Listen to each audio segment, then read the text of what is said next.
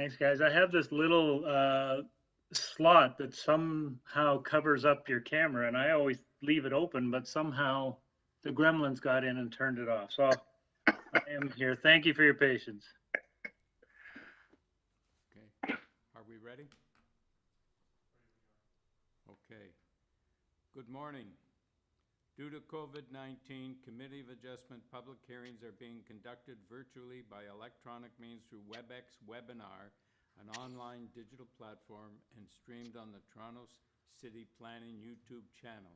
Participants who have registered in advance will be able to make their presentations to the committee using WebEx Webinar, which is moderated by city staff. Anyone wishing to view the hearing may watch on YouTube.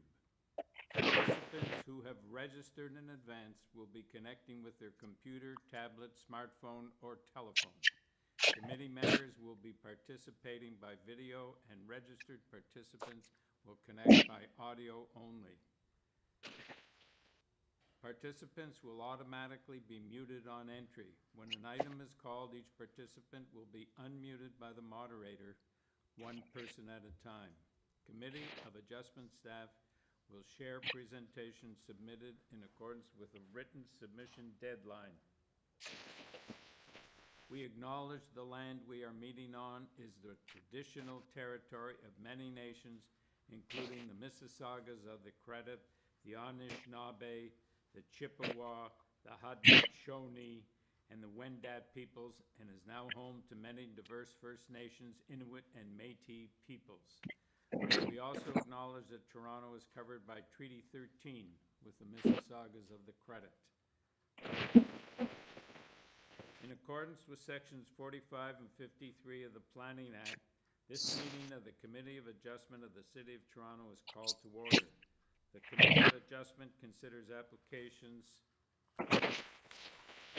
for variances from the provisions of the zoning that applies to property, permission to extend or alter lawful non-conforming uses, and consent to sever property to create new lots.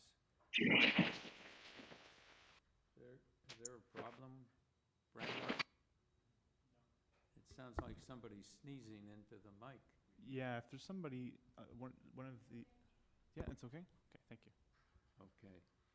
Anyone in attendance today who wants to receive a copy of the decision of the committee on an application must submit a written request for a decision by email. Please ensure that you include your name, address, and email address, because the Committee of Adjustment and the Toronto Local Appeal Body will be sending notifications and appeal updates by email.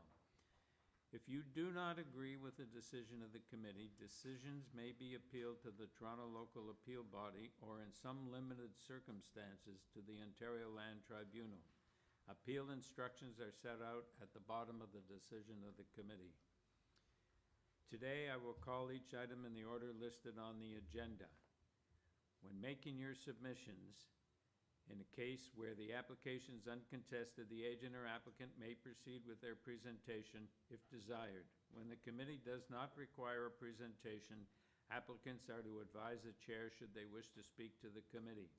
The committee may ask questions and/or take the matter into committee for a decision.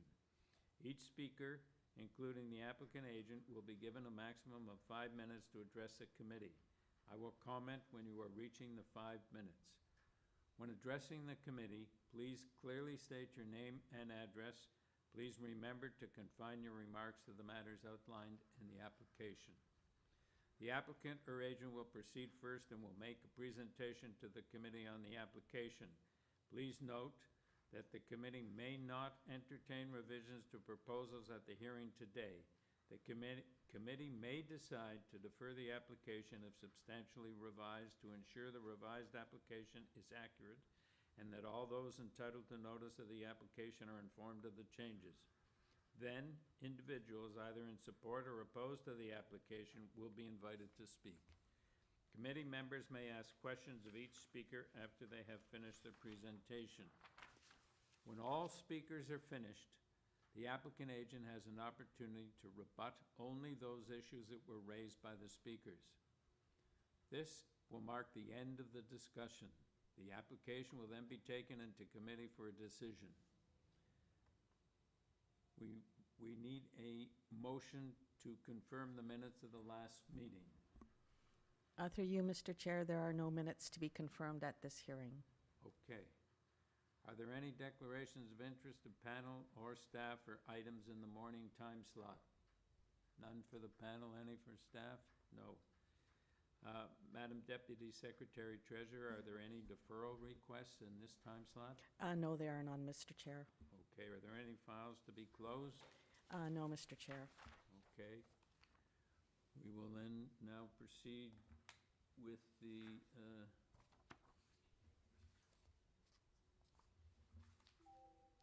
agenda. Number 1, 200 Jones Avenue. Purpose of the application to legalize and to maintain the one-story front addition, a front porch enclosure, and a front staircase that were constructed without the benefit of a building permit. With this application, we have material submitted by the applicant and a report from planning.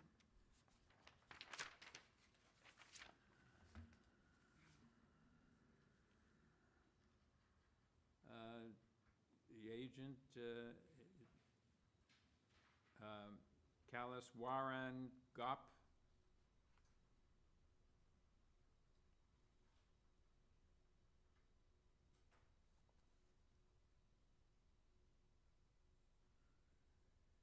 Is anybody on the line?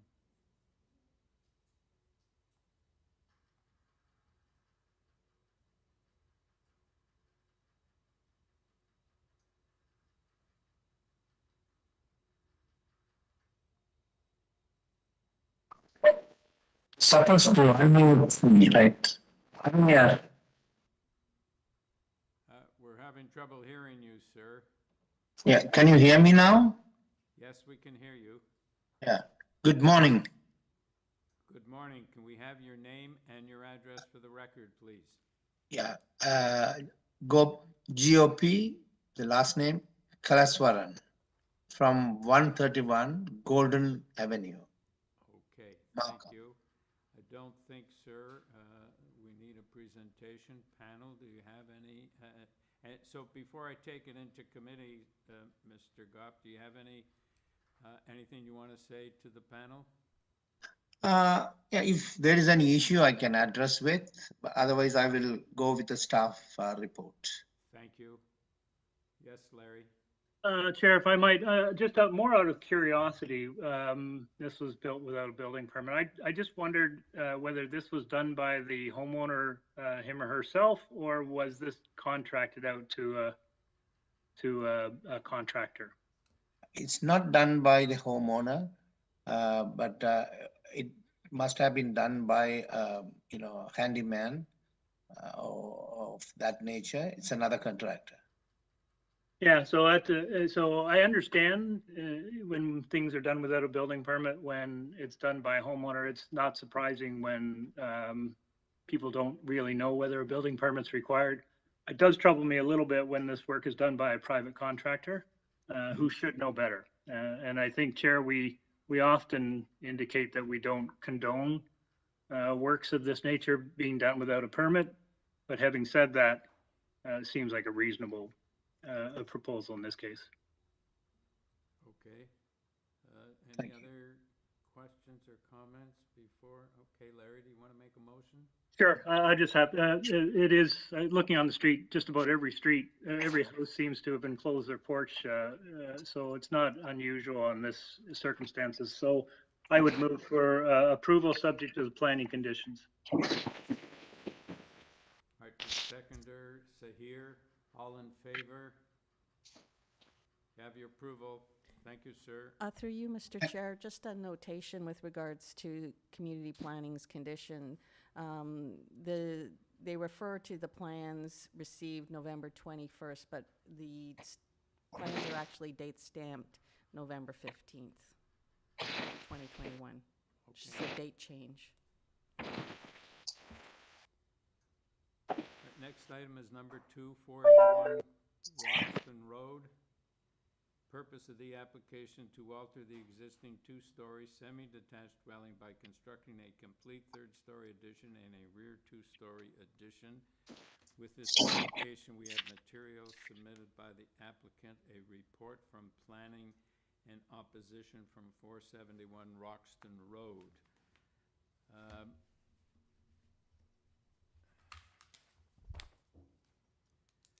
Mr. Papa.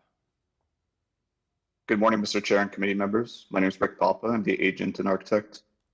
Our address is 263 Adelaide Street West. We're dealing with 481 Roxton Road, sir.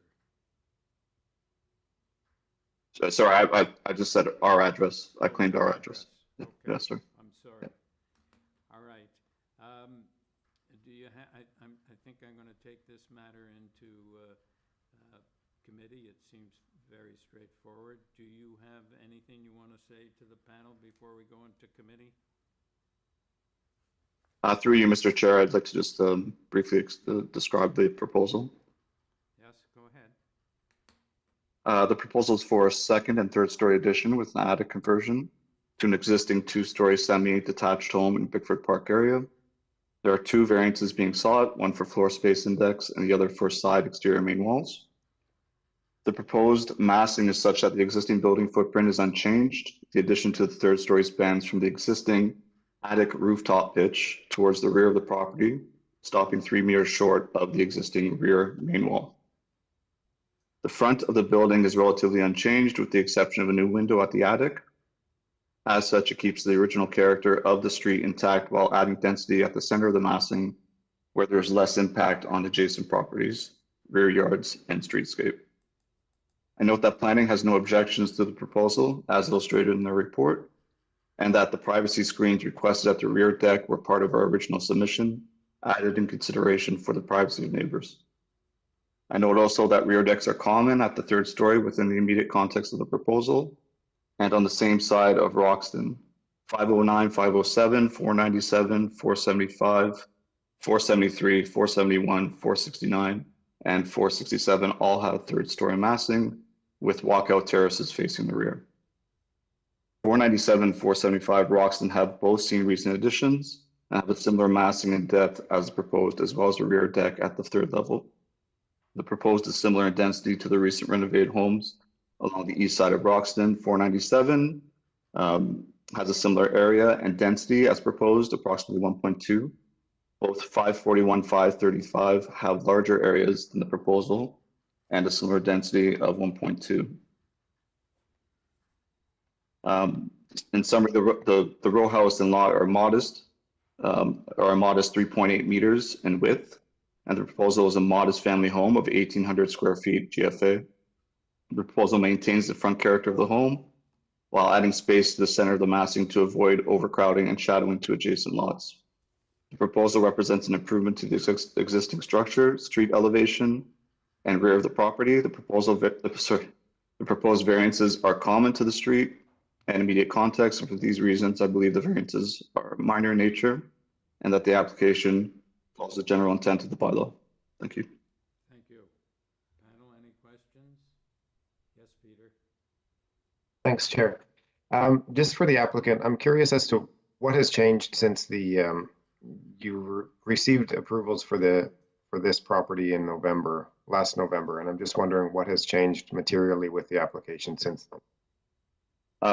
From the family's point of view, the families needed or required larger space, and that change or decision was made too late in the process of the first proposal. The change essentially is for the third floor addition. Okay, thanks. Yep. Any further questions, or do we have a motion? Peter? Thanks, Chair. I remember when this file came up last year, and this is a very minor change from the original file, as far as I can tell, and I think the implications of it and the impacts are minor. So I move to approve the application with no conditions. There's an application, there's a condition, I believe, for screening. I think the condition was on the previous approval, and it's already being being taken into account, but I'm not sure. Okay, Sylvia, if it's on the previous approval, if it's on the previous approval, it's okay. Through you, Mr. Chair, looking at the previous decision, there was no condition imposed. Okay. Okay. Pardon me. I guess it's safer to just put it in then, to be sure, All right. All right. with subject to the condition from community planning. Thank you. Yim? Oh, yeah, I would second it. And yeah, I think we should put in the conditions because I'm not too sure. Are they?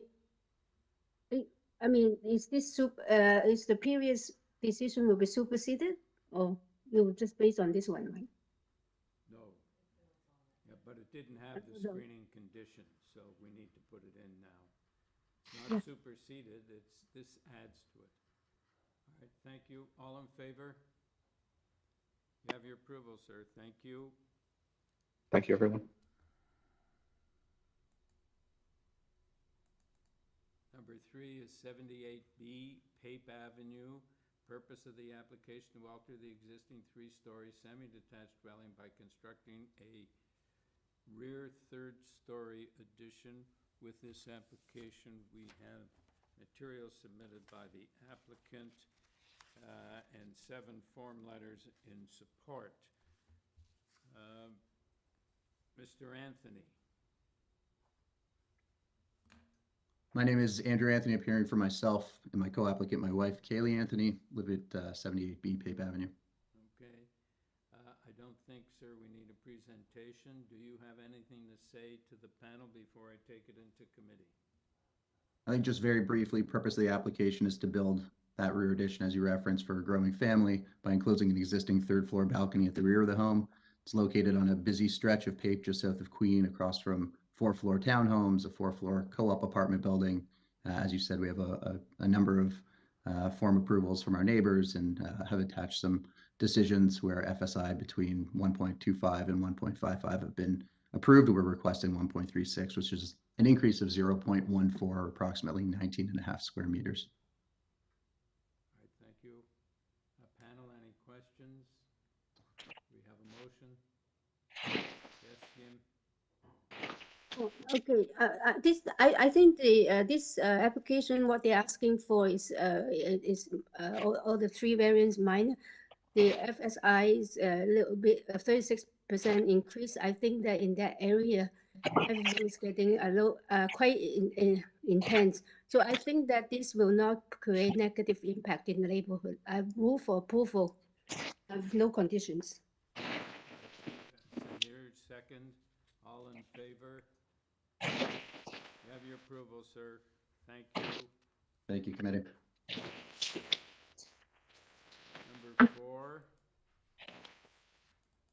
718 Bathurst Street. Purpose of this application is to permit an eating establishment use within the basement and ground floor levels of the existing mixed-use building. The existing 2nd-story dwelling will be maintained and parking will not be reduced. With this application, we have materials submitted by the applicant and 18 form letters in support. Mr. Malik?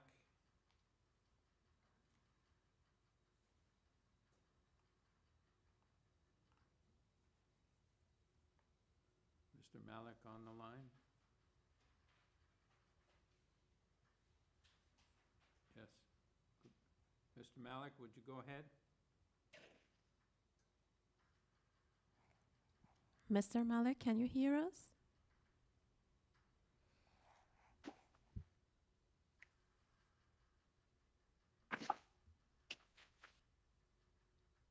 Hello? Mr. Malik? Yes, I'm here. Can you hear me? Yes, we can. Can we have, for the record, your name and your address, please? My name is Lawrence Malik, and the address is 193 Roe Avenue, Toronto, M5M2J1. Thank you, committee, for giving us the opportunity to present our case. I don't think, sir, we need a presentation. Do you have anything you want to say before to the panel before I take it into committee? Just a couple of brief words and then I'll keep it short. My client purchased this property in 2006. It apparently was existing as a retail space, mixed-use building.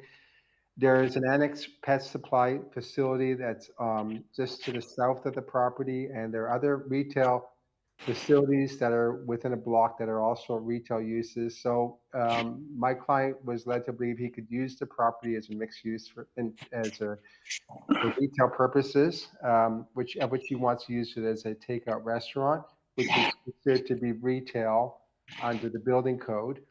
So, and as such, we feel that the variance is minor in nature. We feel it is desirable for the existing development or use of the land and is in the general intent and the purpose of the zoning code and bylaw. I have nothing further to add. Thank you. Thank you. Panel, do you have any questions?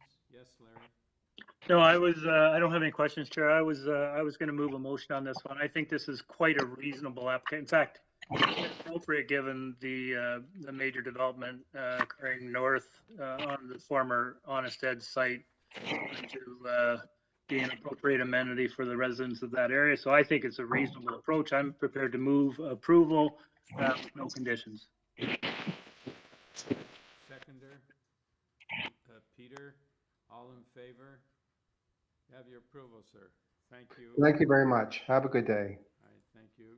Number 5, 1400 Bathurst Street. The purpose of the application is to alter the existing 5-story multi-residential building by converting 10 basement level parking spaces into 5 barrier-free parking spaces and removing 2 parking spaces to construct a new basement level laundry room. A total of 55 parking spaces will be provided. With this application, we have material submitted by the applicant and correspondence from Transportation Services.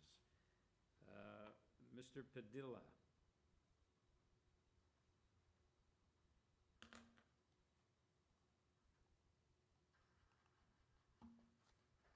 Mr. Padilla here? Hello. Hi. Yes. Hello. Hi. Hi. Good morning, committee. Good morning.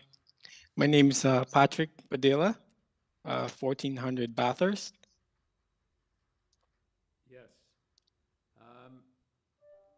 Sir, before we take it into committee, do you have anything you want to say to the panel?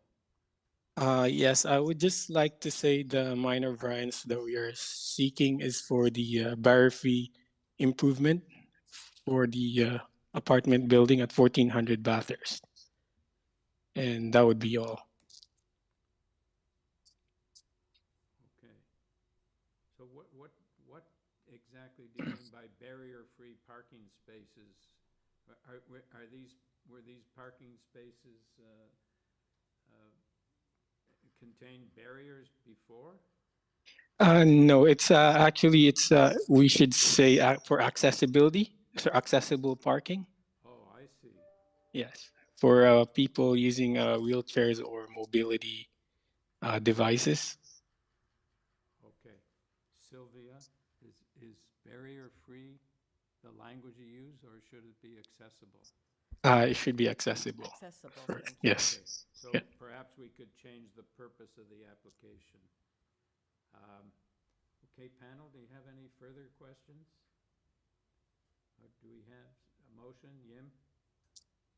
Oh, I think this is a very straightforward application, and I think it's a good reason they have to meet the accessibility policy. So I move for approval with no conditions. All right. Is Zahir second? All in favor? You have your approval, sir. Thank you. Thank you, committee. All right. Number 6, 287 ROBINA Avenue. The purpose of this application is to construct a new 3-story detached dwelling, a duplex with a covered front porch. Also to construct a new 1-story ancillary building, a detached garage in the rear yard. With this application, we have material submitted by the applicant and a report from Urban Forestry. Mr. Parente.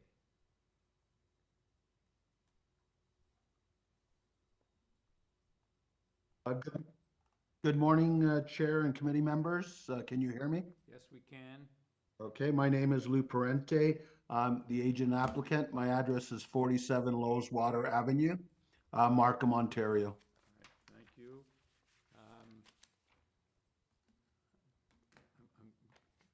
I don't think we need a presentation, sir. Before we take it into committee, do you have anything you want to say to the panel?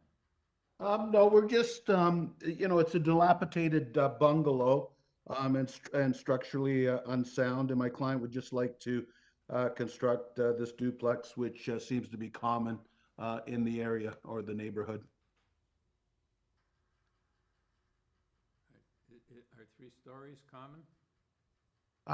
We've seen, there's a few properties which have the 3rd story. Okay. All right, panel, do you have any questions? Do you have a comments or a motion? Peter? Thanks, Chair. Looking at this application, I think all the variances are quite minor, except the one about frontage for a duplex. But I think that that's a bit of an antiquated bylaw, and I think it doesn't go to meet the other goals that the city has in terms of providing housing choice and intensification within neighborhoods. Right. I think the actual proposal, the building itself, has been designed in a way that doesn't impact the neighbors in a negative way, and so I think this is a minor variance and deserves approval. So I move approval subject to urban forestry condition 2. Zahir, you second that. All in favor? You have your approval, sir. Thank you. Great. Thank you, committee. All right, number 7, 325 Roncesvalles Avenue. The purpose of the application to alter the existing 2-story detached building by constructing a rear 2nd floor addition, a complete 3rd and 4th story addition, a front 4th story terrace, a rear 2nd floor deck, and 3rd and 4th story terraces for a total of 3 residential units. With this application, we have material submitted by the applicant and correspondence in opposition from 131 Grenadier Road and 412-36 Howard Park Avenue.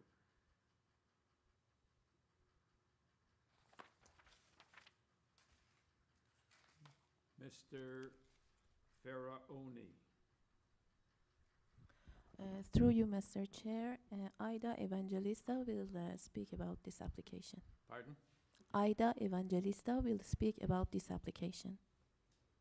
I didn't hear what you said. Good morning, Mr. Chair. Unfortunately, Mr. Faraone couldn't make it to the hearing this morning, and this is Ida Evangelista speaking on behalf of 325 Roncesvalles. Okay, Ms. Evangelista, could we just have your address? Yes, it is 53 Bentworth Avenue, Toronto M6A, 1 Peter 5. Thank you. We have some opposition, so you better give us a brief presentation. Yes, I will do so. So the variance that we are asking for is 1 additional parking space. You saw the building. There has been addition alteration to the building. When the initial construction was completed, it was there was a 2-bedroom unit in it. Through the demand of the area, they've just recently increased and added the 1 additional unit, which is why we have a deficiency of 1 parking space. Everything was built within code. We have no OTC. Everything was, a permit was received. Anything now relating to this 3rd unit for the additional parking space, that has not moved forward for that particular area. So Roncesvalles, we have, this is a very walkable and pedestrian-friendly area. It's also very well serviced by TTC. We have the Roncesvalles line, and we have the King and Queen lines to the south, and we have Dundas to the north. What we are proposing, along with the Green Pea parking on the street, however, this particular area is more of it's not a destination area where you actually go in, and it's an area that is serviced and accommodates the area in its entirety. So what we're proposing, asking for an additional parking space, is something that is in line. This is an area that has a mixed use with commercial stores, rental apartments now, because it is so walkable. It is very well serviced by TTC. So asking for an additional parking space, I believe, is quite consistent with what is happening in the neighborhood. It is something that I respectfully submit that will not adversely impact the neighborhood. And with this, excuse me, sorry. I submit that what we're proposing is very characteristic, does meet the 4 test.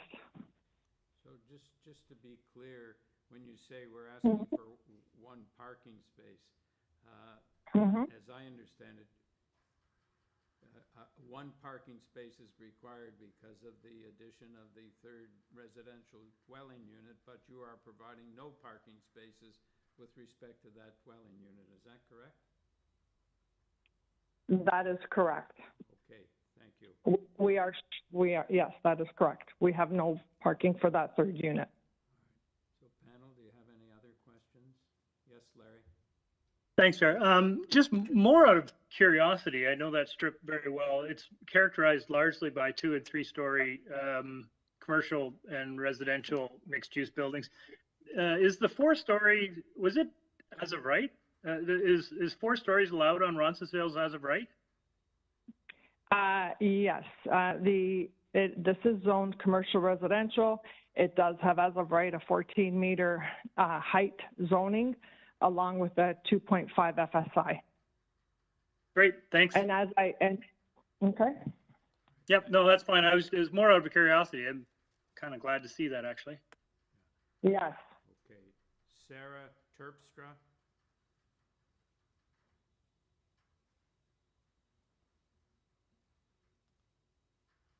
Hi there. Hi, can we have your name and address for the record? My residential address is Unit 41236 Howard Park. However, I'm also the commercial tenant at 325 Roncesvalles, which is the property that's being discussed.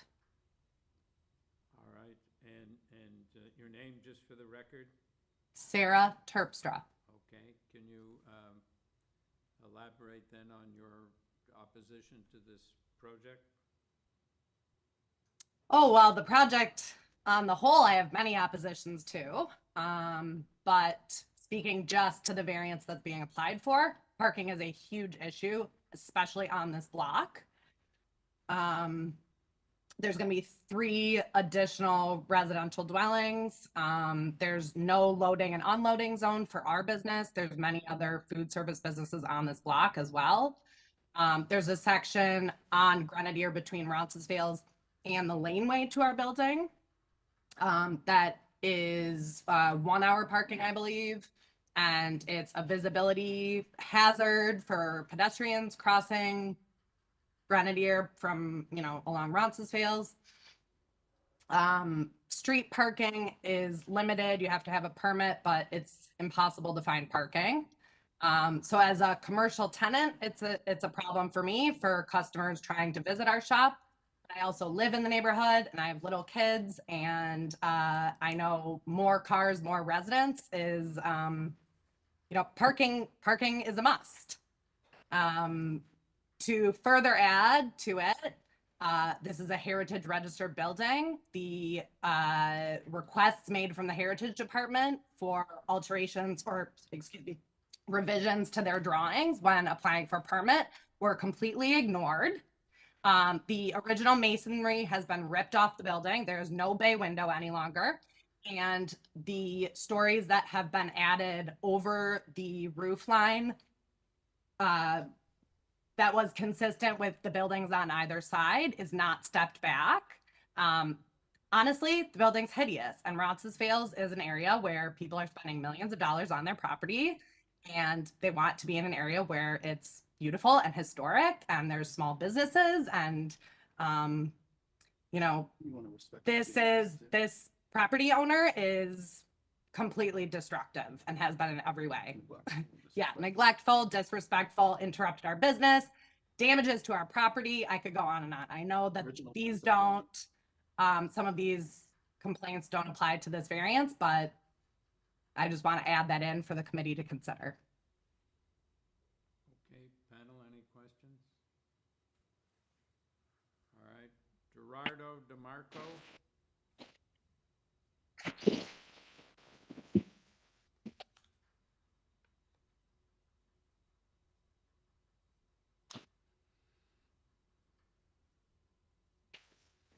Hello. Yes. Can we have your name and address for the record, sir? It's Gerardo Di Marco, 408 Tire Avenue. Can you tell us, give us your submission, sir? Well, I'm the owner of the building, and I own this building since 2005.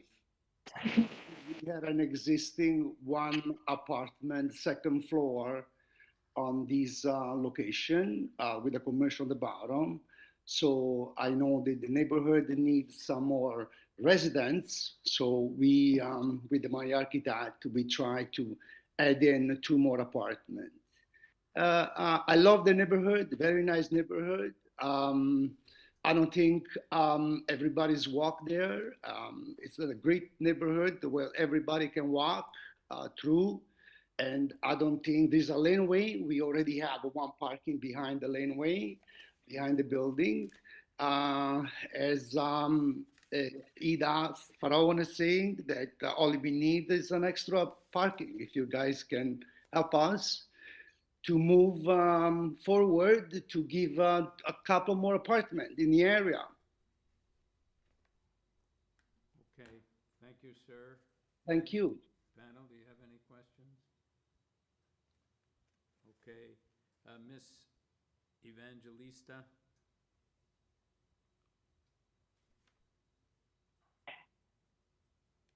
So, hi, am I unmuted now? You are. Hi, yes. Okay, so there was a couple of comments that Sarah, the commercial tenant, commented on. One, parking issue. As I stated earlier, this is an area that is very walkable. It is very pedestrian friendly. This is something that direction that both the city would like to see evolve, because it is so well serviced by the Roncesvalles, Queen, King, and Dundas lines. And so far as the heritage, as we all know, through you, Mr. Chair, and members, if it was deemed heritage, the city buildings department would not have issued a building permit, which they do have a stamped building permit, and were permitted to continue with their construction. That is something that heritage it was not required when the building permit was received. So I'm not too sure, and I can't speak to that, because I do know that 2 things. One, if heritage had stated, even if it was listed, all changes, all comments would have to go through them for approval. And subsequently, if approval was not received from Heritage, Buildings would not issue a building permit to continue with construction. This area, you do have parking along. It's quite unfortunate some of the things that, Sarah did mention. I'll talk to the owner of the building, and perhaps some form of an amicable understanding can come between everybody. But this is something that this area so very well needs and deserves, is rental units, and that is what we're providing. So with this, I respectfully submit that what we're proposing to you is consistent and characteristic in the neighborhood. It is a very walkable and well-serviced area with TTC, and I trust if there's any other questions that you may have, I am open to them. All right, thank you. Panel, any questions? Okay. Any comments, or do we have a motion? Yim? Oh, I can start with a comment. I think they're asking for one parking variance, and I think that in the area and also in the main street, and this is sort of in line with the main street, second story and third story residential rental expansion, and so I'm in support of the proposal, and I don't see any problem. One parking deficiency in that area, I do not think that will create a big impact or negative impact. All right, so is that your motion for approval? Oh, I just, Larry has something to say. I think some other people want to comment first. Okay, Larry? No, thanks, Chair. And again, I just echo what Yim had said. This is a very desirable area. It's commercial, it is residential, it's walkable to High Park. It is serviced very well by streetcar and other walkable amenities. It's the kind of area where I think we need to encourage more residential very much to keep the vitality and vibrancy of this neighborhood going. So I think it's a very supportable application. The parking I don't see as being a major issue, particularly given the higher order transit access from this area. So I'm happy to move a motion. I think my colleagues would probably agree with this one. I'm happy to move a motion to approve this application. I don't believe there are any conditions, so without conditions. All right, Yim, you second that motion? All Yes. in favor? Have your approval, thank you. Thank you. Number 8, 147 Munro Street.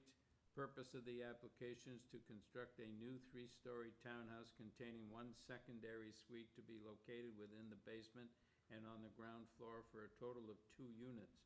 Also to construct a rear walkout basement, ground floor deck, and 2nd-story balcony. With this application, we have materials submitted by the applicant, correspondence from planning, and a report from urban forestry, a 9-signature petition in support and opposition, 1 person in opposition with no address supplied. Mr. Hall.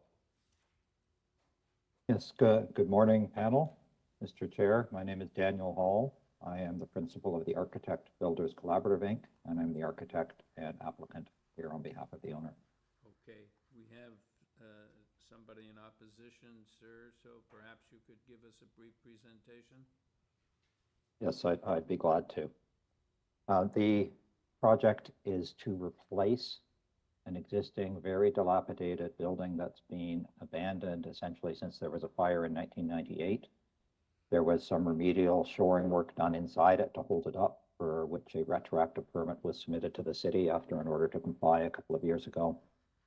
And the owner is now in a position to actually consider rebuilding this building. So it is a complete tear down that's being proposed. It is a semi-detached house. It is not attached on the north, despite appearances from the exterior. And the key issues that were before us, I believe, are really around density. The FSI proposed at 1.48 and issues around the tree. I think you said you did have correspondence from planning. I'm glad that made it through. It didn't get in the application file earlier, but I spoke with the clerk today, or we corresponded. This was simply an email that I put through after several long discussions with the assistant planner. And his email from Sean Gunther confirming that after speaking with his manager, planning has no objections at all. They were satisfied that the density is appropriate and consistent with what's been going on in the neighborhood in the past dozen years. Urban forestry, we also had long conversations with. In fact, we started the project by hiring our arborist and bringing them on site before we tackled anything else, because there are two large silver maples, one city-owned on the neighboring front yard, one smack dab in the middle of my client's backyard, privately owned tree.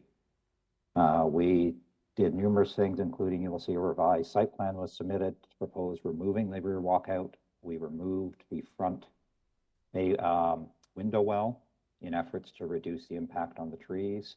I believe we will be successful in mitigating impact on the city-owned tree in the front. We still have an excavation scheduled with our structural engineer and arborist to see where the roots that might wander under this house go. And urban forestry is fully a partner in this figuring out how to make sure there is no harm comes to the city-owned tree. Unfortunately, despite looking at pulling the rear walkout out, we considered what could be done to reduce the extent of the back of the building and still maintain two-bedroom apartments, and concluded that the tree in the rear yard will not survive. There was air spading exploration done by the arborist, again, review with the urban forestry department. And although we all would like to keep the tree, the conclusion was it's not physically practical. There is no way to access the site for construction of the kind that's needed when you are tearing down a building that is semi-detached and building tight zero lot line conditions. You need access for heavy equipment. So regrettably, we feel there is no alternative. Urban forestry, I think, has concurred. You'll see their report is basically saying, let's make sure that we go on record to protect the tree in the front. We are absolutely no issue with that at all.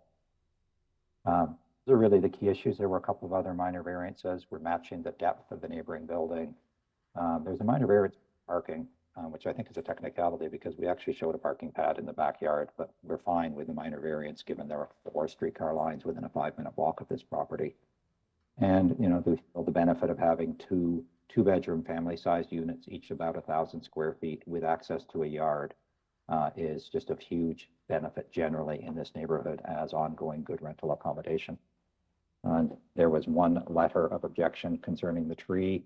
Again, I think we've explained the lengths we've gone to with urban forestry to try to preserve this tree. And of course, there will be a replacement tree and cash in lieu as needed for, you know, whatever urban forestry asks for numbers of replacement trees. Thank you, sir. Any questions, panel? Okay. John and Mary Lou Richards.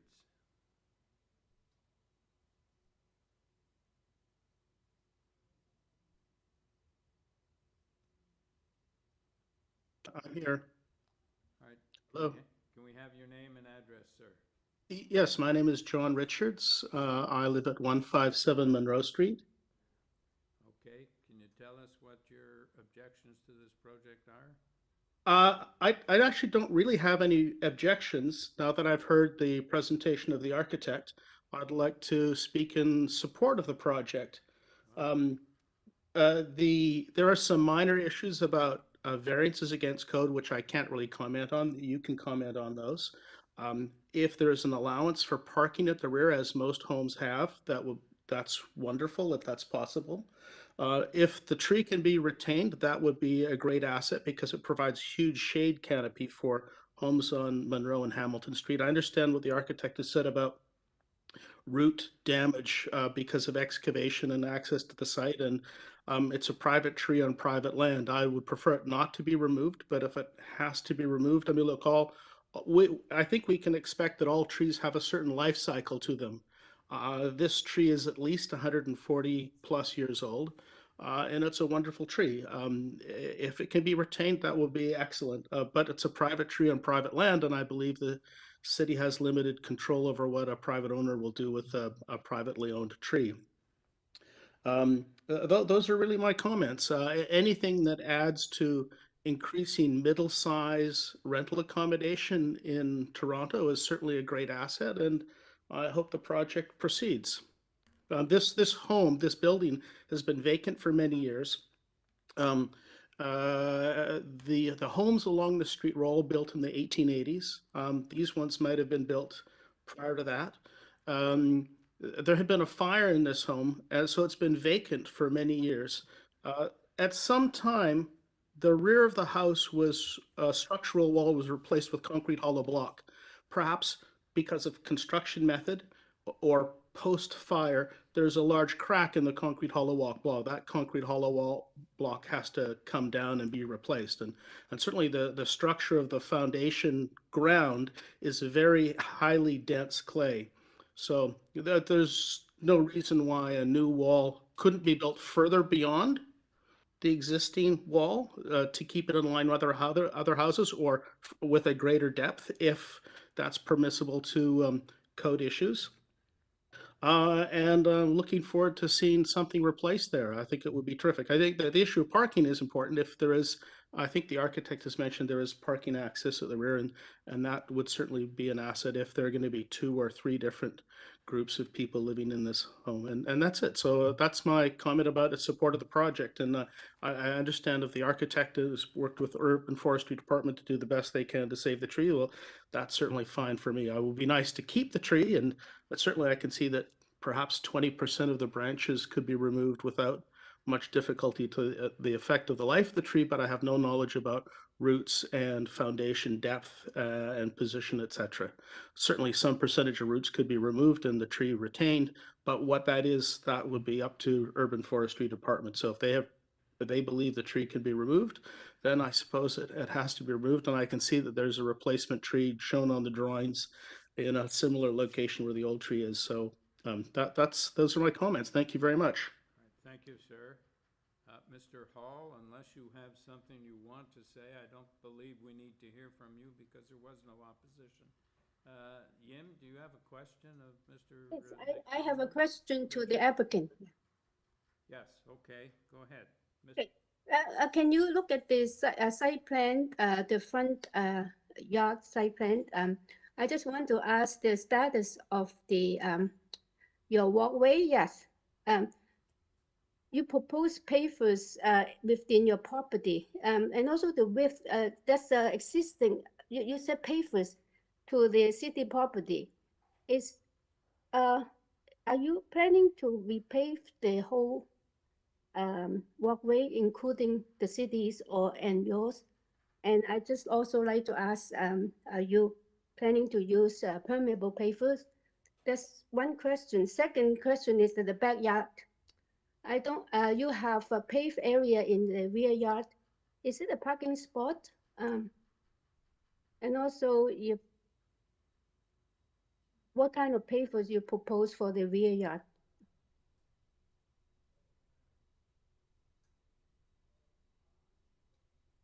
Thank you. Sorry, I was muted for a minute. So I'll speak first to the front yard. Yes, the proposal, I apologize, it is not very clear on the site plan drawing. The proposal is for a path from the sidewalk to the front door. That would all be done in traditional pavers. Permeable pavers are certainly possible there. That isn't what was specified. The part that was changed recently was there was a egress window from the basement proposed with a fairly large window well. When we did the exploration for the tree, we discovered a major tree root there, so we've removed that window at the front. So we have increased the soft landscaping from the percentage that is in the minor variance, but we still don't meet the 75% threshold. So we didn't feel there, we've made the situation better, but we felt we're still comfortable with the requesting the variance for reduced soft landscaping in the front yard. But the intent is that everything other than the path from the sidewalk to the front door is soft landscaping. In the rear yard, again, we've also increased the soft landscaping from what was proposed. We removed a basement walkout stair and replaced it with a window well and an egress window. That was an attempt to try to save the tree. According to our arborist, when she did the air spade excavation, it's still not enough. This is a silver maple in fair condition, and she didn't feel it would survive the work required to build even with that reduction. The parking spot, the pavers, this was our intention that there be, there is currently someone parks in the backyard now. It's got a gate. I don't know if anyone uses it, but it's got a gate there now. The intent was, yes, to provide a parking spot, but the zoning reviewer felt that this one, I'm guessing because it didn't have the additional 0.3 meters on one side of it, perhaps, or it wasn't indicated as that, although there is soft gate beside. But regardless, we are comfortable in this area that tenants will not need cars. Be very easy to rent without parking. And so if that paving is in itself objectionable, it could be removed. We would have no objection to that, as we were already asking for a variance to have 0 parking. So you asked for 0 parking, but you will still have a paved area at the back, right? You Well, we cannot make proposed that the into parking. soft. Sorry, through Mr. Chair, we did propose this as a parking spot, but the zoning reviewer felt it didn't meet the test of a parking spot and therefore wrote the zoning notice with 0 parking. And we didn't see the point in arguing with them about it. Oh, okay. So you will still just maintain this design. But so my question is, will you agree to having use a permeable material for this area too? Yeah. Absolutely, and it's an area our firm specializes in green design. This is a net zero emission building, I should note. And yeah, when we do permeable pavers, it's with the full gravel bed. You need 1 to 2 feet of gravel underneath it, particularly with the clay soil that the other gentleman noted. Yes. And absolutely, I can speak on behalf of the owner. They would have no problem if that was a condition that you saw fit to impose. Okay, thank you for the answer. Thank you. Yeah. Any further questions, panel? So Yin, did you want to make a motion? Yes, I do. I think that it's a very good proposal in terms that the site, I mean, the current conditions, I think it's a good improvement for the site. And also with the conditions that using permeable material or pavers in the front and the rear yard, that is the right condition. And also, is there a forestry condition? No. No way. Okay, that's it. Yeah.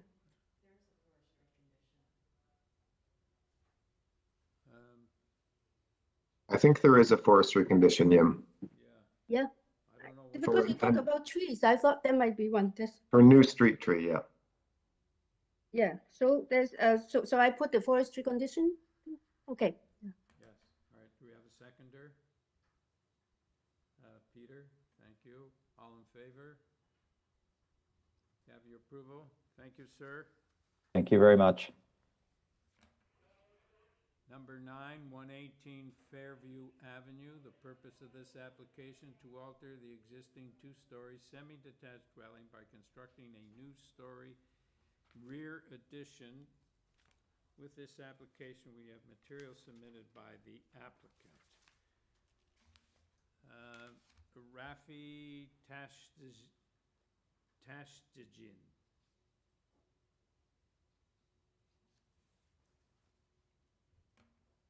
Avenue. Thank you and good morning. Good morning. Can we have your name and your address, sir, for the record? Yeah, sure.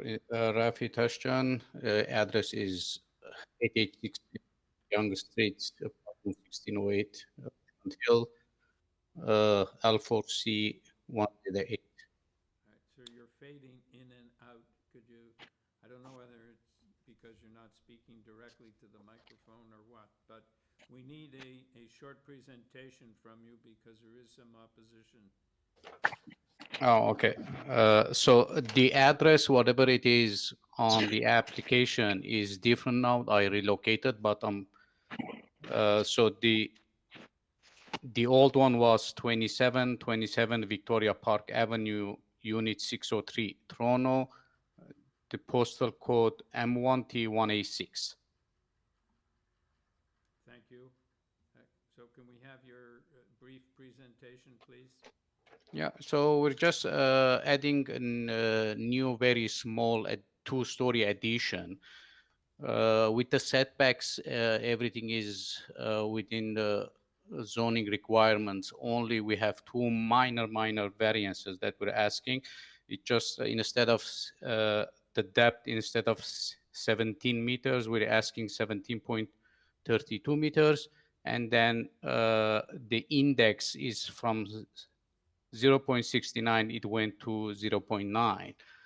The thing is, after this COVID situation, every lifestyle was changed and we're asking a little bit more area. So every family members can be sure that they have their own spaces. So that's what is it, nothing else. Okay, panel, any questions? Okay, Erica Shiner.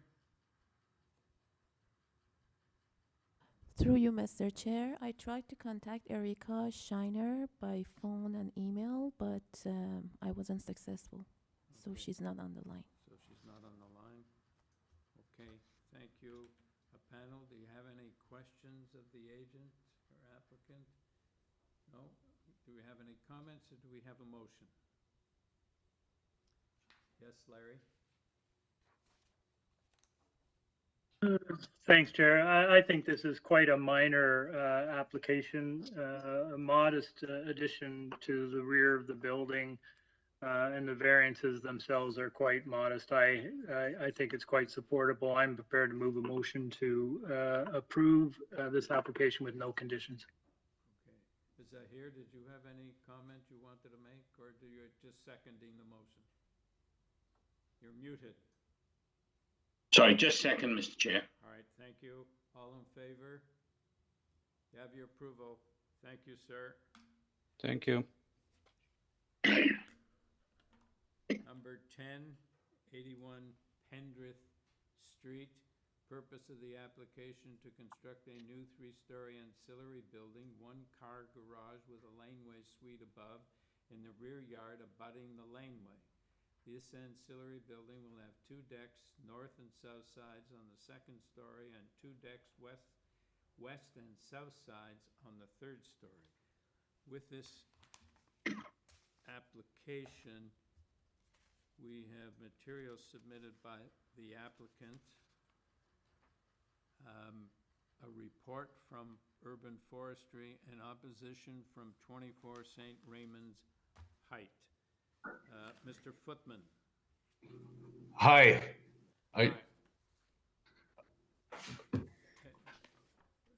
Can you hear me? Yes, we can hear you. We need your name and address for the record, sir. Good morning. My name is David Footman, 119 Front Street, Colborne, and I'm the agent for 81 Pendrith. Okay, thank you. We have some opposition, so we'll need a presentation from you. Okay, I'll proceed. For this proposed laneway suite, the building sits between a row of 3-story townhouses to the east and a 2-story laneway house to the west.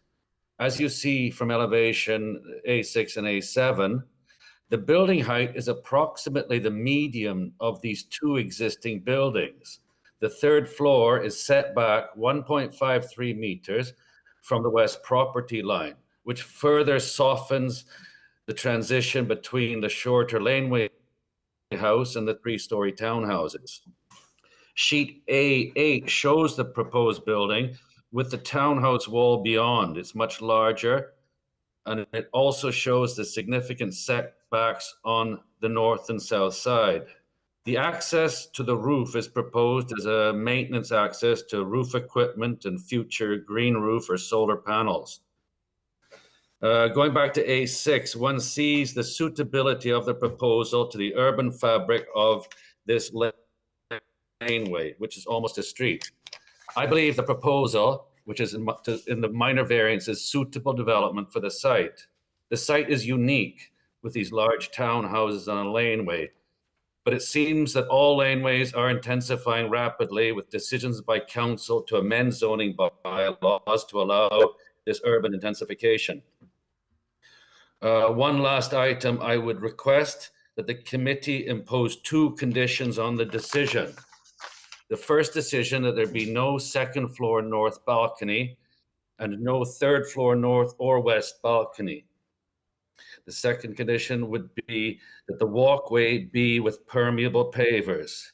These conditions address neighbors and planning staff concerns about the privacy from overview and stormwater retention. Thank you for your time and consideration, and I'm happy to answer questions.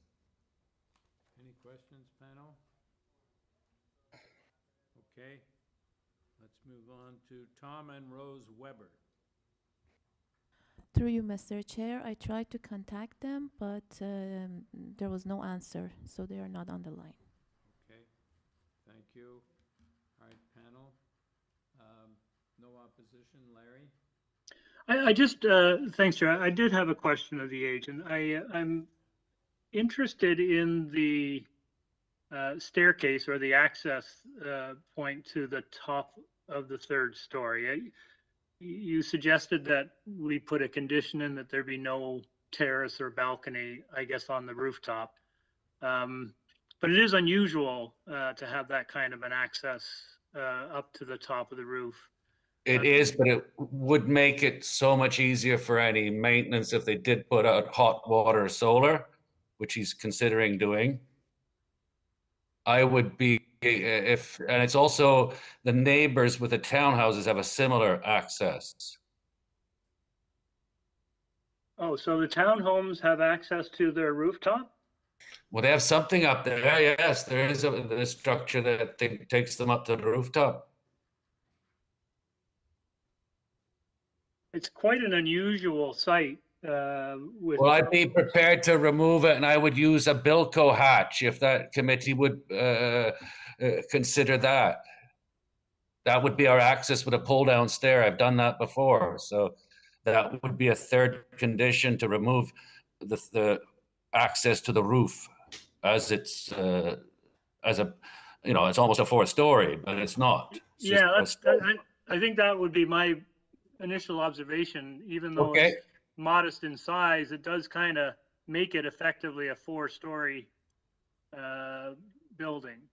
Good. I'd be happy to delete that. Yes, Yim? Yes, I have one question. I'd like to know the front entrance, the entrance to the laneway street, is it from the laneway? Yes. Or through, okay, so in that case, what is the function of that walkway joining the main house and the laneway house on your site plan? Well, they're family, so I'm sure there'd be, I think garbage would go down that way, and so that would be access to the street. It would have two accesses. But the walkway is only joining to the sort of the back door of the house, though. It's not going to be on a. What I'm trying to say is you have deficiency in your soft landscape in this Because of the walkway, area. yes. Yeah, but I if would, you can eliminate one of or the conditions would be to make that permeable paving. Okay, you agree to that, right? Yes. Okay. Yeah, I talked to planning staff about that too. That's something we had addressed. Yeah, and okay. I guess I can think about that. Okay. Yeah. Thank you. Okay, any further questions? All right, do we have any comments or a motion? Larry? I'm happy to start, Chair.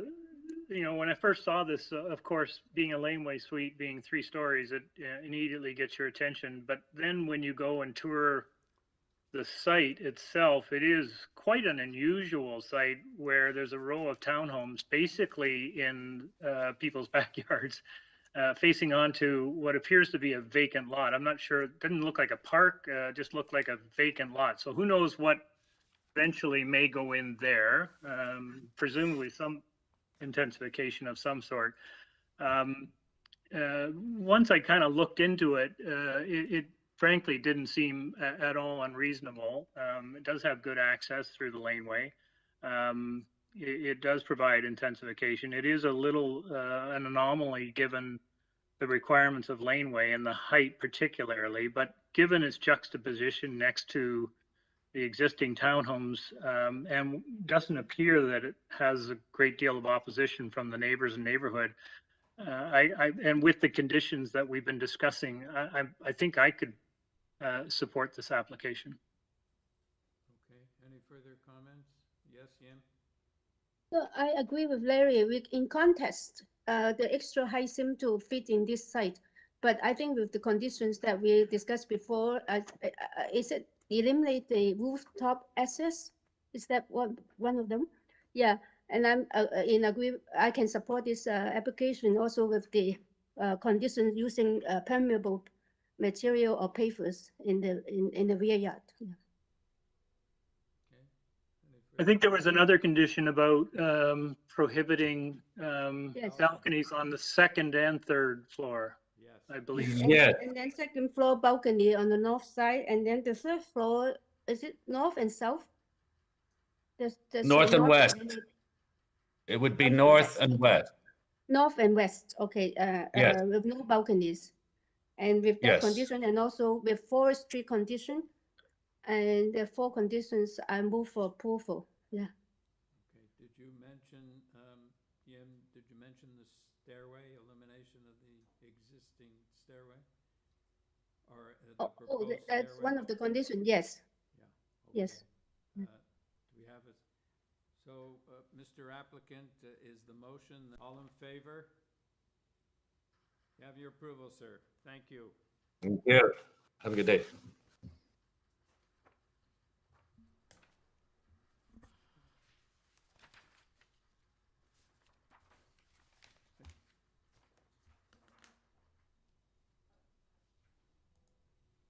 Next application is number 266 Glenholme Avenue. Purpose of the application to alter the existing three-story detached dwelling by constructing a rear three-story addition, a rear basement walkout, and by extending the front canopy above the existing front porch. With this application, we have material submitted by the applicant. Clive Oselmo. Morning, community. This is Clive. Address 266 Glenholme Avenue. I've been the owner of this building since 2009, and I just want to make cover the canopy, extend the canopy, because of last winter there was a fall on the property there. So I just want to cover that, and that's about it. There was like several buildings in the area. The next door, 268 Glenholme, it's a triplex with three bedrooms. So we're looking for a similar to do something similar. My family is you know, they want to move inside there, so more space would be appreciated. Right. Thank you, sir. Panel, any questions? Okay, Mr. Oselmo, did you, the application doesn't concern any extra dwelling units. Did you indicate that you're going to put in extra dwelling units? No, it's just an extension at the back. Okay, thank you, sir. All right, do we have any comments or do we have a motion? Yes, Peter. Thanks, Chair. I'm happy to bring a motion. I think this is a extremely reasonable application, and the variances being requested are minor both in number and in impact. So I move approval of the application with no conditions. Sahir seconded. All in favor? You have your approval, sir. Thank you. So much, community. Number 12 is 17 Mansfield Avenue. The purpose of the application is to alter the existing two-story townhouse end unit by constructing a rear second-story addition and a rear third-story addition with a rear balcony. With this application, we have material submitted by the applicant and correspondence and concern or interest from 19 Mansfield. Mr. Hu? Hi. Hi. Can we have your name and your address, sir? Yeah, good morning, committee. This is Brian Hu coming from HL Bilateral Design. I'm a building engineer and also the designer on behalf of the owners of 17 Mansfield. We are proposing for the new additions above the existing ground floor. Have a two partial addition. One partial is enlarge the second floor room on the back to matching the existing ground floor rear wall. And the second partial of the addition is at the third master bedroom on half of the attic and half of the new addition with a balcony matching the existing face of the original second floor wall. So for this proposal, we need two minor variants to solve the proposal to meet the bylaw requirement. The one is the floor index was reached to 1.76. The second one is the wall height on the rear side, and the limitation is 7.5 meter or 2.5 meter below the high pitch. We are proposing is 10 meter height on rear side. So the reason for the addition is so that the living shortage for the young couples with two kids and the parents living together. So they like the neighborhood, they do want to move, but they have a limited budget. They try to improve the living area. So we think that's the best solution for them to add addition on the back and to fit their limited budget. All right, thank you, sir. Panel, do you have any questions? Yes, Larry? A quick one, Chair. The FSI at 1.76 really sticks out. That's quite high in our experience, and particularly in an area that 0.6 is permitted. Maybe, and it doesn't really look, frankly, like your proposal is that large. Maybe could you just explain why the FSI seems so high? Yeah, I did a little study in this area. The floor index is 1.6 based on the existing bylaw, right? But it look like, you know, all the neighborhoods, they were over the limitation. I don't know why this city maintained the old 0.6 because they have a very small lot size and also they have a very high 2 or 3 story in this townhouse on the back. They did lots of addition, and we just don't know how this you know, in busy downtown area has a floor index 0.6. You know, I think it's old, very old bylaw is not fit meet the current condition. But based on our calculation, we did the new survey, update our survey. We did our all the GFA, floor by floor. That's the one the calculation count. So Yim? Yeah, perhaps the applicants can tell us the existing FSI. Maybe then we can have some kind of proportion of the addition. What is the existing one? Yeah. Hello? Mr. Hugh? Yeah. Ms. Chen has asked, what is the existing floor space index?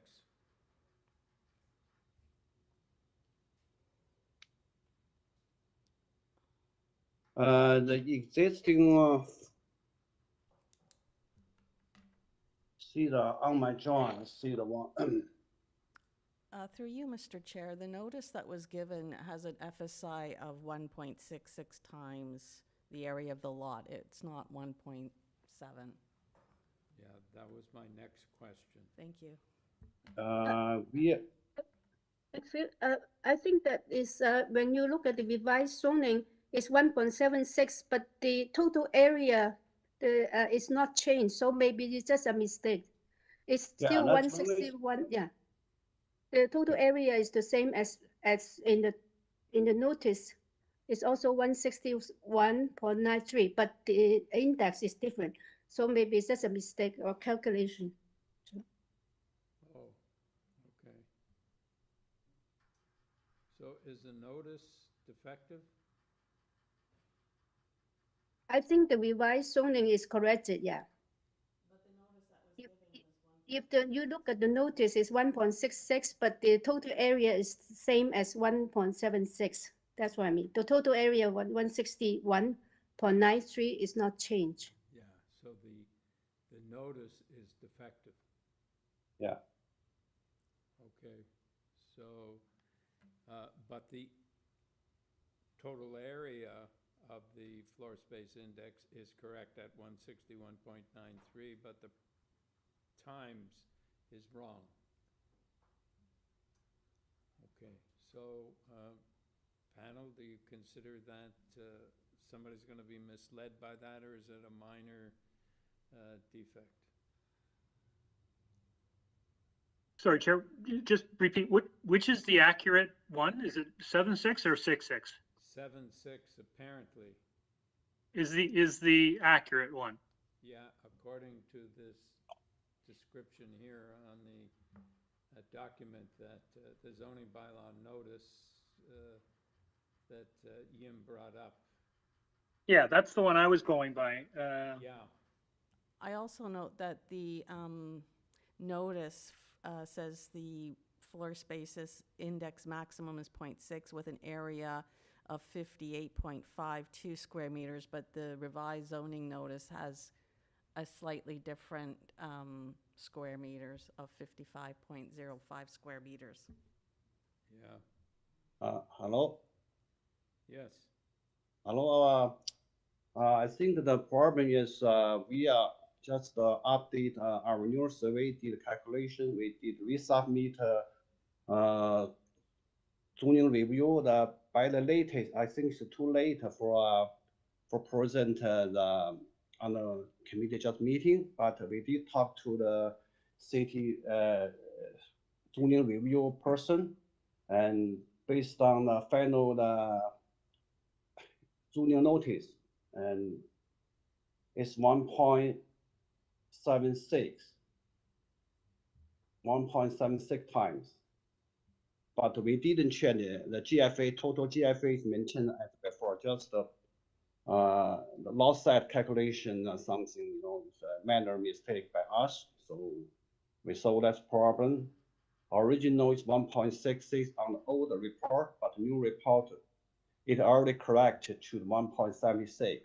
So we also forward this one to the staff of committee just member. I'm not sure you guys using the current issued update zoning notice or not. Okay, panel, do we consider this to be sufficient? And both defects in the notification, the lot area and the permitted floor space is also incorrect, and the times in the proposed is incorrect.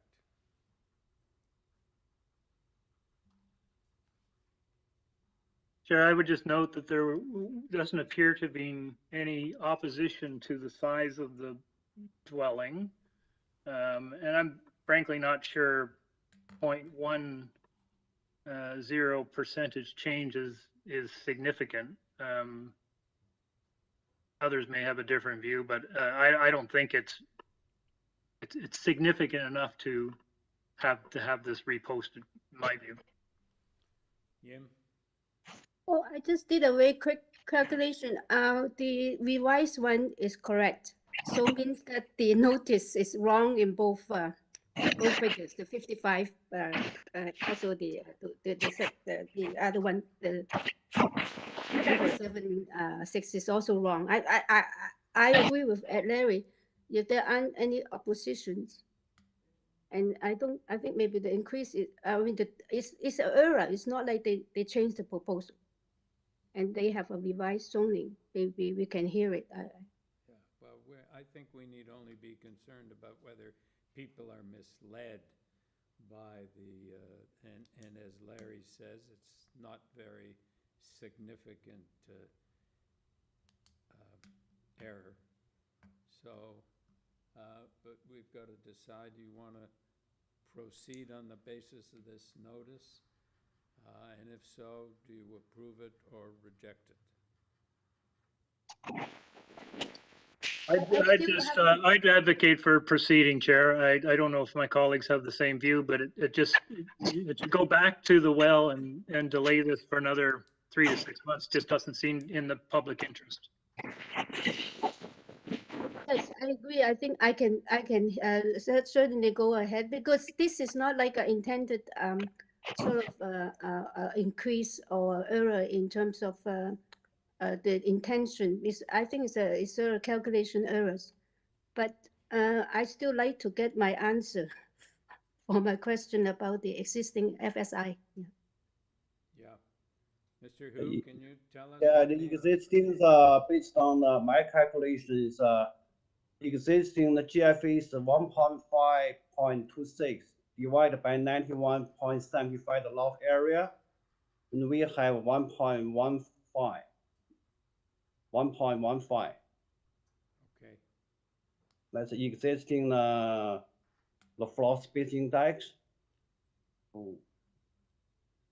That's information we started from our proposal. So I assume, Mr. Hu, and you can confirm that for me, that this is a townhouse in a row of townhouses, and that they're all essentially the same size? Yes. Okay, thank you. All right, panel, do we have any further comments, or do we have a motion?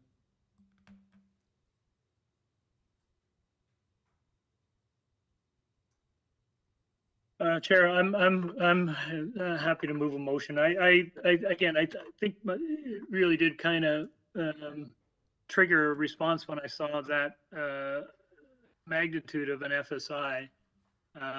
But I think the explanation is in a downtown area, the lots are actually quite small, and I'm not going to weigh in whether 0.6 is an appropriate standard to use in the downtown area or not, but it seems like when you look at the plans, the actual amount of additional space being proposed isn't unreasonable. I'm happy to move a motion to approve this application. I don't believe there are any conditions. However, I would note, just for folks that are listening, that a 1.76 FSI is not a precedent, and it's not something that would apply necessarily in other areas. So this is a unique site and a unique lot, and I think this application works in that parameter, in that context. So I'll move approval. All right, Yim seconded. Yes, I'd also like to add, we're going to amend the notice, right? Correct both the area and also the index. Yes. So as amended, yes, I agree. I think that the increase of the floor area is the third floor is more like in keeping with the outline of the building. I think is a reasonable request here.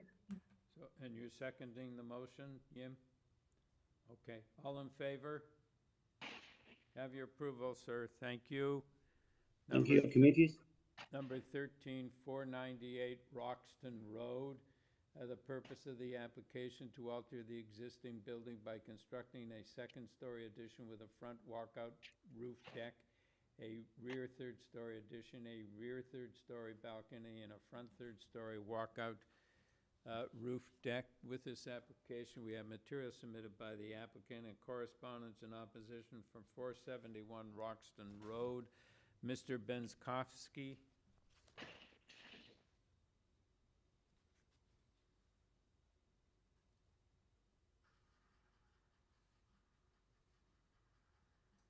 Mr. Benskowski online?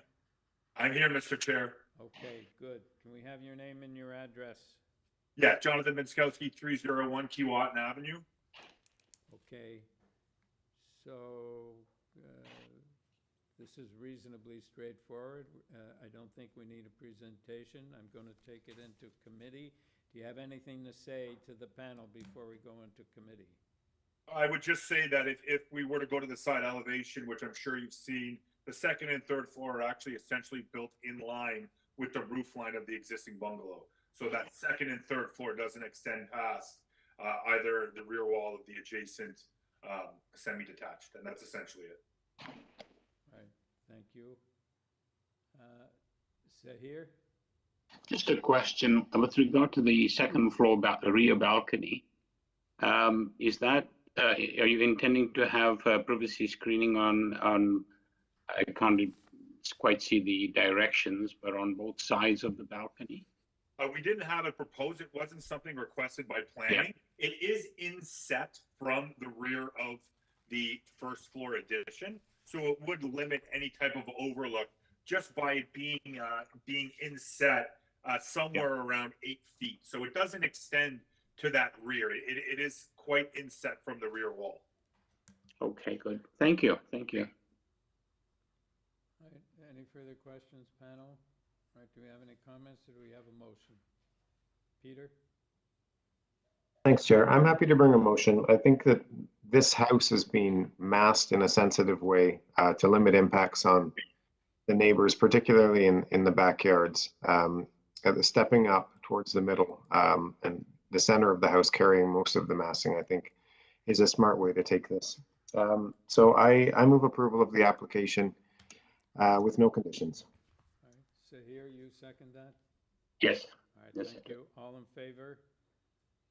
Have your approval, sir. Thank you. Thank you. Number 14, 120 Howard Park Avenue. Purpose of the application to alter the existing 2 1/2 story detached dwelling by constructing a side 3rd story addition, a rear 3-story addition with a deck, a basement walkout, and 2nd and 3rd story balconies. Also to add 1 secondary suite within the dwelling and to construct a 1-story ancillary building, a detached garage in the rear yard. With this application, we have material submitted by the applicant, report from Urban Forestry, and opposition from 39 Hewitt Avenue. Mr. Domb. Yes. Yes, could we have your name and address for the record, sir? Hi, my name is Joe Dome, 133 Torresdale Avenue, agent for the owner. Okay, so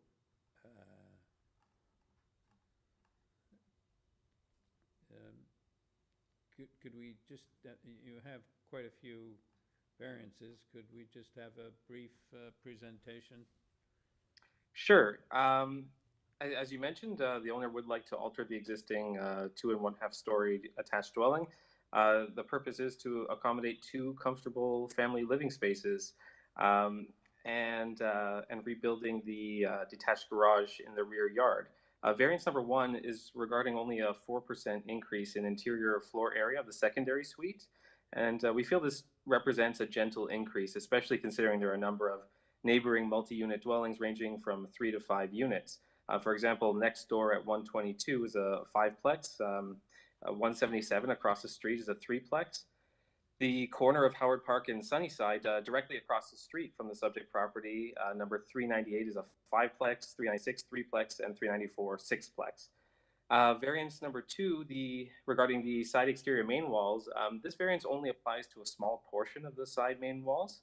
This matches a similar existing feature at the front of the existing dwelling as shown on the west elevation, A308.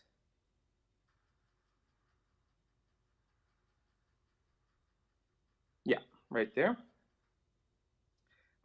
Variance number 3 for depth is primarily due to the existing 2nd-story sunroom over the existing porch. Otherwise, the rest of the dwelling depth is barely over the 17-meter bylaw at 17.06 meters. I'd like to emphasize that the front of the dwelling is not being altered to preserve character.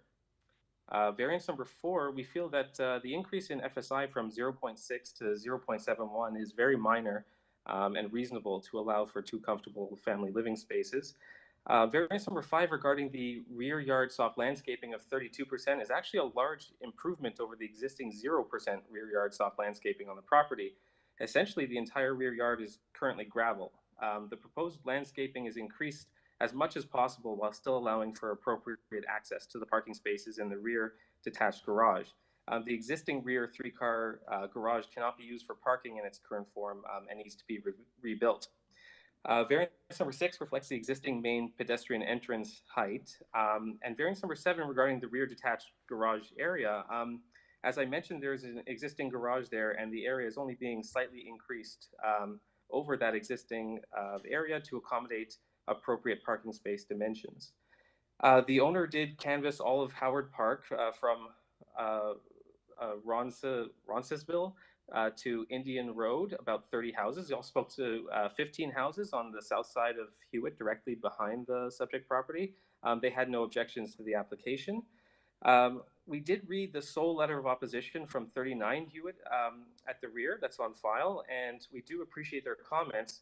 Unfortunately, it seems that these concerns are perhaps not quite reflective of the actual impact, along with the existing conditions of the neighboring house at 122, which also overlooks their rear yard, which is at least a 5-plex and has a much larger second and third story balconies. So essentially, not much is changing over the existing privacy conditions.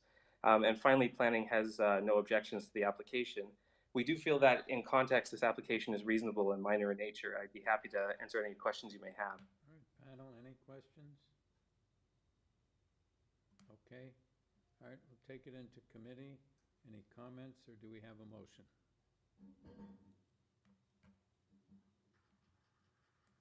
Yes, Sahir? You're muted, Sahir. Thank you, Mr. Chair.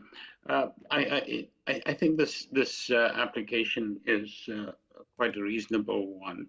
I was concerned about the soft landscaping issue in the rear, but then taking into account the fact that there's a large gravel parking area, so as far as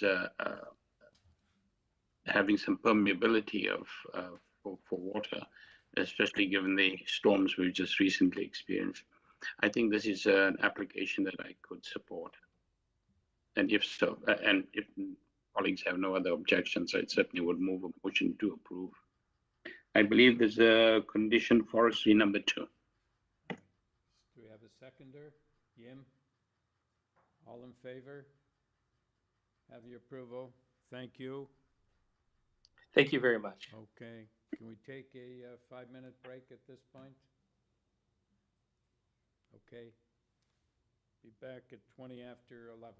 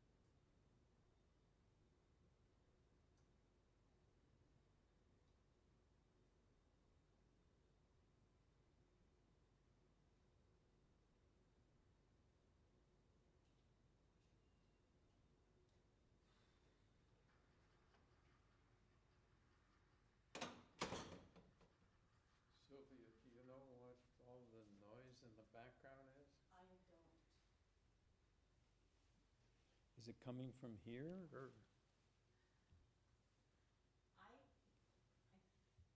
Hard to tell. I think maybe it's one of the, hard to really tell. I don't know.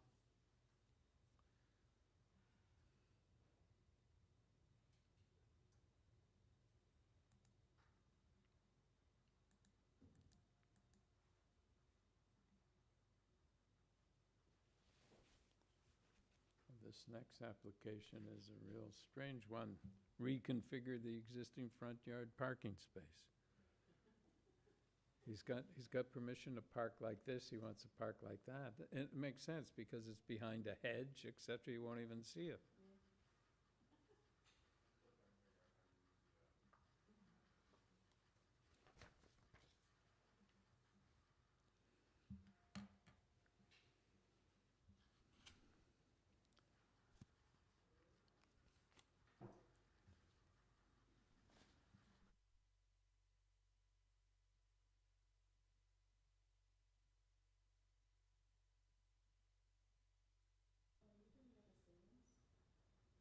I'm marking them down with Brendan. Okay. But you have to craft them too. Yeah, we're gonna run through it together tomorrow. Speaking of crafting.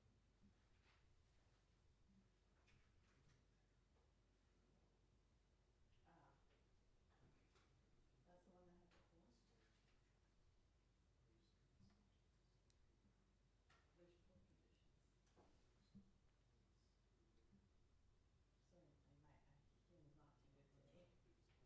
conditions? Sorry, my hearing's not too good today. Yeah. Removing the rooftop access, the whatever.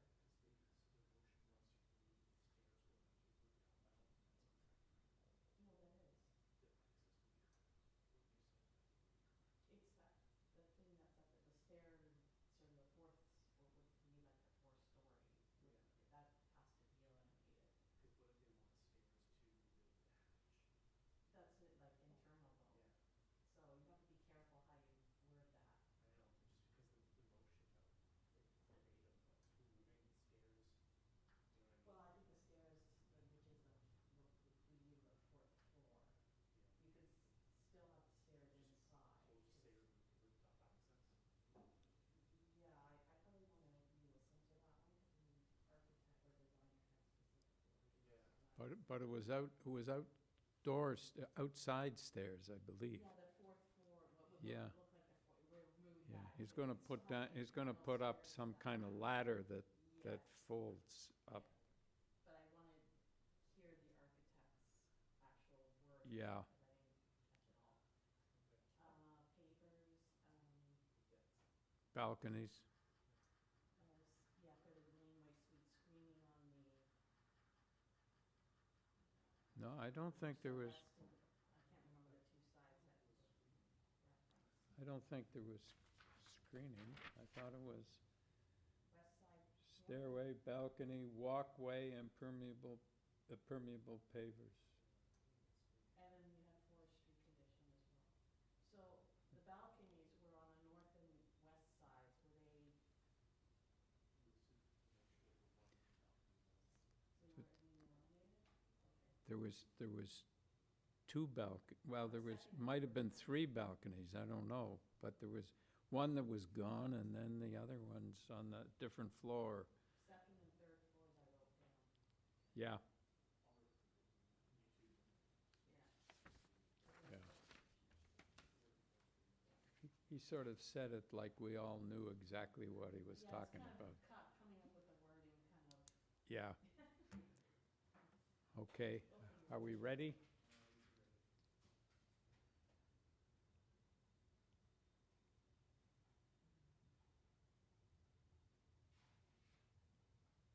Brandon, you have to unmute me. Yeah, okay.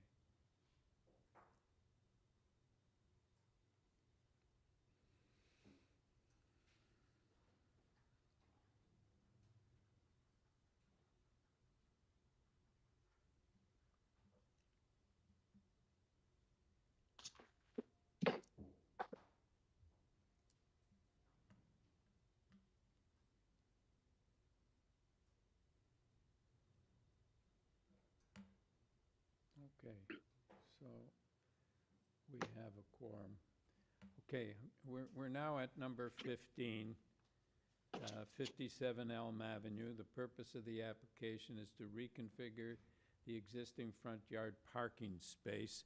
With this application, we have material submitted by the applicant, correspondence from Heritage Planning, Heritage Preservation Services, and Transportation Services. We have support from 55 and 51 Elm Street. Jonathan Fraser, please. Hey, everyone. My name is Jonathan Fraser at 57 Elm Avenue. I'm the owner and submitted this application. Thank you for the time. Okay. Thank you, sir. Panel, Mr. Fraser, this is a very straightforward application. I don't believe we need a presentation. Do you have anything to say before I take it into committee?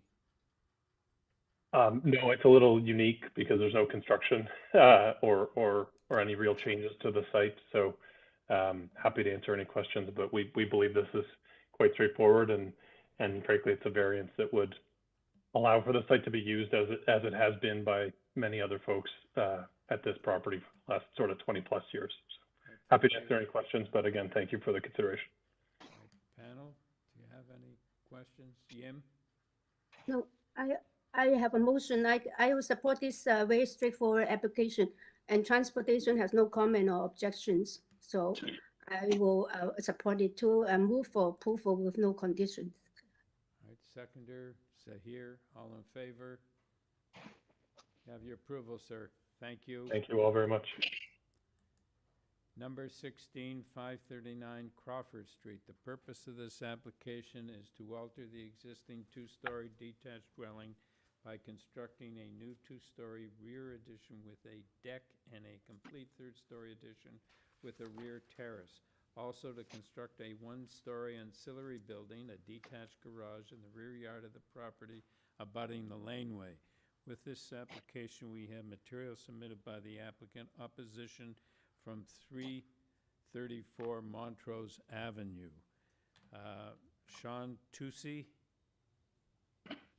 Good morning, Mr. Chair and members of the committee. My name is Sean Tusi. I'm the office principal at MUNRO Architects Inc., representing the owner today. Okay. Can we have a brief presentation, sir? Although there's, I don't believe there's opposition. You do have no opposition, but you do have 9 variances. Perhaps you could just give us a brief explanation. Absolutely, Mr. Chair. I will make it short, and then I will focus on any question that comes up. It is a existing one-story. We're building on top of the existing. So, like I would say, almost all the variances are existing, which includes the existing side yard setbacks. The third floor that we have added, as you will see, it is on a slope. So we try to sort of hide the third floor into the roof to keep it in character of the neighborhood. 3-story is permitted. The added square footage is as a result of that 3-story. But what we have tried to do is at the front, as you can see in this elevation, thank you so much for the staff to bring this up. It is on a slope, so it's significantly mitigated and merged it into the neighboring properties. And at the back, the third floor stops way early, almost like earlier than the actual building, and creates that as steps. The balcony on the third floor is limited to the bylaw permits. And then if you look at the site plan, even the overall building is still shorter than the both neighbors on the left and right. Yeah, so that's a very good drawing. So if you look at the back of a property, we're still shorter. We're still shorter than the neighbors to the both north and south of the drawings. So in general, we believe these variances are technical. They are mostly because of the existing condition, and we believe it meets the forecast, and respectfully request your approval. I do also have a comment for the neighbor's consent, which is basically, so these are laneway houses that if you have seen quite a bit of them in City of Toronto, and we have the garage, and then we have a laneway, and then we have the garage of the neighbor, and then we have their backyard, and then they have their house. So the house that has some concern is there's almost, I would say, 250 feet from the main wall to that building. And again, we're not even further than what the other houses are. So we believe the actual construction would really have no impact, no negative impact. It's not even minor. There's a zero impact on neighbors. Okay, thank you, sir. Any questions, panel? Yim? Oh, yes, I just want to have a clarification. On your site landscape plan, you have the grass area. If you total the grass area, which is like about 38.5 square meter, but on the notice, you have less. It's only 35.19. So yeah, in the landscape, if you add those two figures together, the rear yard, in the rear yard. Yes, yeah. The one with the hatch would be great if you could, staff, if you could go back to where you had. Yes, Yes. yeah. If you can go to the hatch area, I would be happy. Through you, Mr. Chair. Yes, go ahead. Go ahead. Oh, I'm so sorry, but we if we're going to consider this case, I like to tie it to your landscape plan rather than the notice. We are completely fine with, yes, through you, Mr. Chair, should the committee decide to approve the application, we're completely fine with that. Just to make sure if there is a typo mistake that we built what is designed and what you have in front of you. We're absolutely fine with that. You can tie to the entire drawings, to be frank. Okay, thank you. All right, Peter? Thanks. Just a question for the applicant. You do have a deficiency for rear yard soft landscaping, and I wanted to know if you'd be open to a condition of having the rear yard walkway being constructed with permeable materials. Absolutely. Through you, Mr. Chair, absolutely. Should the committee decide to approve the application, we're completely open with that. All right, fine. Any further questions? All right, yes, Sahir? Could that also just apply to the walkway area in the front of the house? If it's not existing? Through you, Mr. Chair, I believe it's all existing concrete padding and it's existing. And because we have a tree, I think we're like the very early discussion we had with the urban forestry was not to really touch anything. The only change we're making is really there is a bay window attached to the main building. But in terms of landscaping and finishes, we're keeping it as is. But I don't think that could be added to the condition, but I would be more than happy to just mention that, pass that to the owner, that if at any point, it is possible to do any of these finishes, the permeable finish would be something that was recommended by the committee. Yes, I think it's most beneficial to the owner in the long term. I just my mind keeps going back to the storm that we just experienced last week. Yeah, absolutely. But as of now, this drawing that you have in front of you, that you will tie the decision to, in terms of the front landscaping elements, they're all existing. Great, thank you. All right, fine. Do we have a motion? Peter?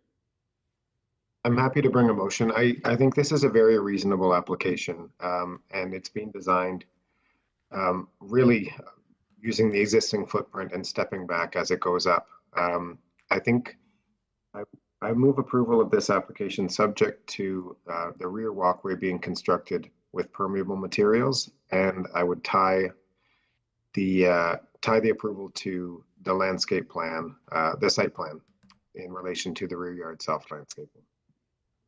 All right, so here you second that motion? All right, yes, all in favor? Have your approval, sir. Thank you. Thank you, Mr. Chair, and the members. Have a good day.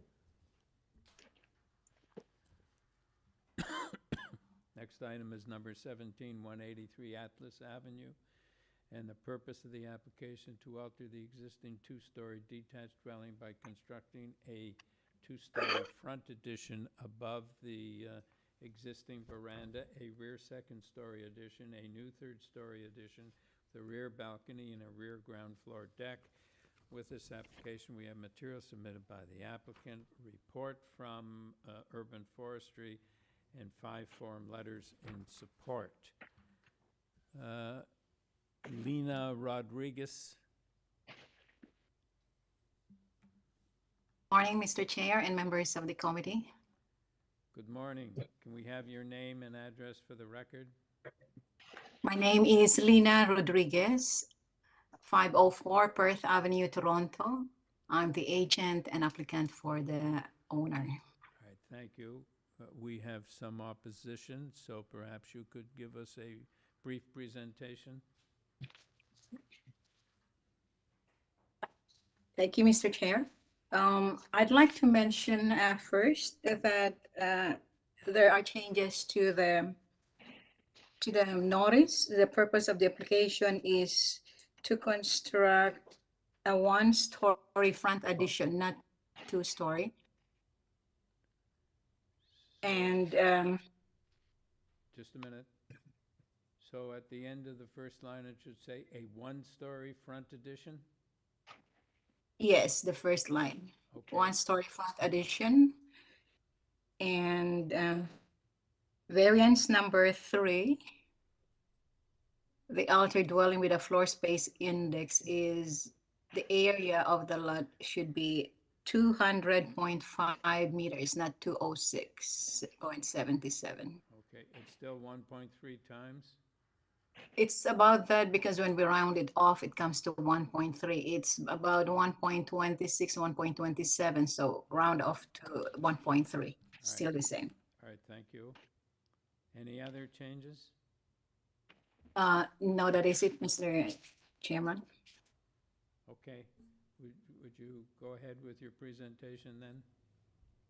Yeah, the proposal is to develop this property by adding significantly the third floor addition, which is similar already a prevailing new design character in the neighborhood. The first to alter this two-story, we decided to originally to put a two-story front addition to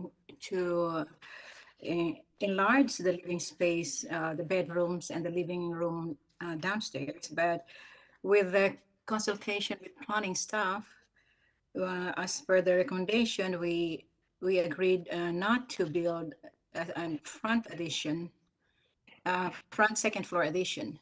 The first ground floor addition actually will be built on top on the existing concrete porch, which is already covered.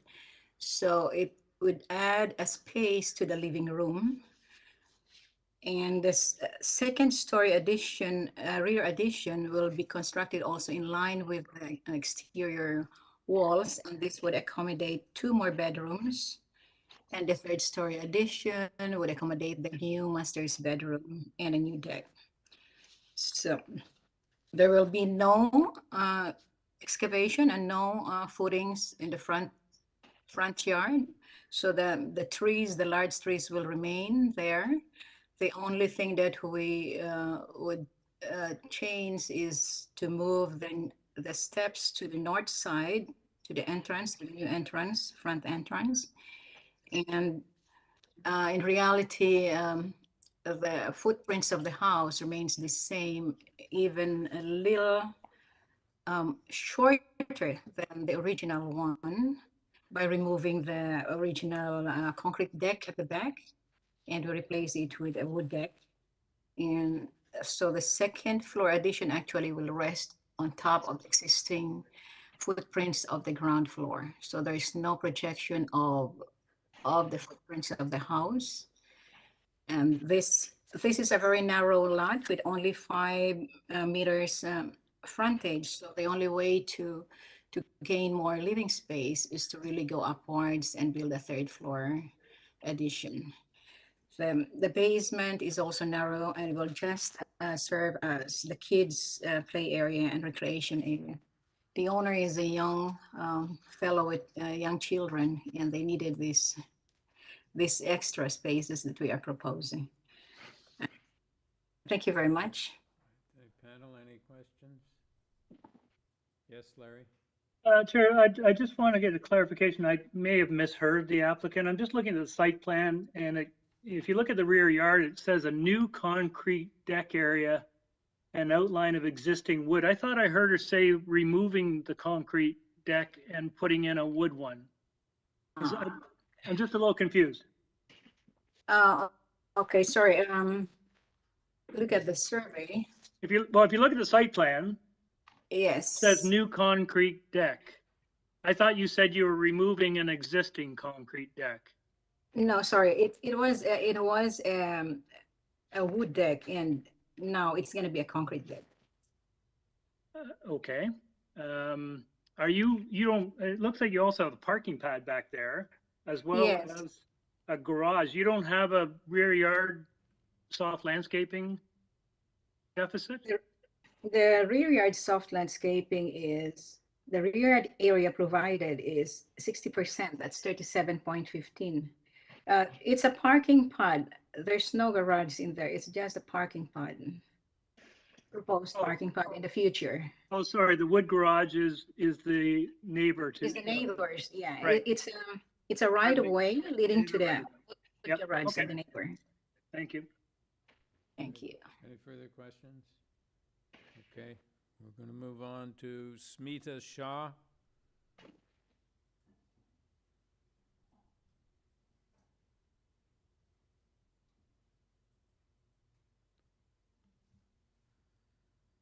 Is Smita online? Okay, so can we move on to Jillian Cranius while you try and get Smita? Hear me? Yes? Okay, great. Hi, nice to meet you all today. I live at 190 Atlas Avenue. I'm just almost directly across from 183. All right, can we have your name for the record, please? Yes, Jillian Cranius. Okay, can you tell us, can we have your comments on this property? Yes, I'd like to speak to the question of tree protection and in opposition to the frontal height of the proposed build. First of all, I just want to say I'm really happy to hear about the change to the enclosed porch and that there will be no excavation and no new footings. This is great news. So I won't speak at length about the tree protection. I just want to really highlight it though, because something that you don't see in the documents that are posted is you see a lot of pictures of houses. You don't see any pictures of trees, and trees are really critical to our neighborhoods. As we know, they're also critical to climate protection, et cetera, et cetera. And so I just want to share that it's really important with this build that that tree be well protected, the large city tree. It's a beautiful honey locust. If you go and walk 11 houses up the street on the east side, that's how far you have to walk until you find another mature tree. And if you walk down 8 houses, you cross the block, that's how far you have to walk to find another mature tree. There's about 2 or 3 on our side of the street, which is the other side of the street, but it is not a heavily treed neighborhood. So that tree is critical and it's huge.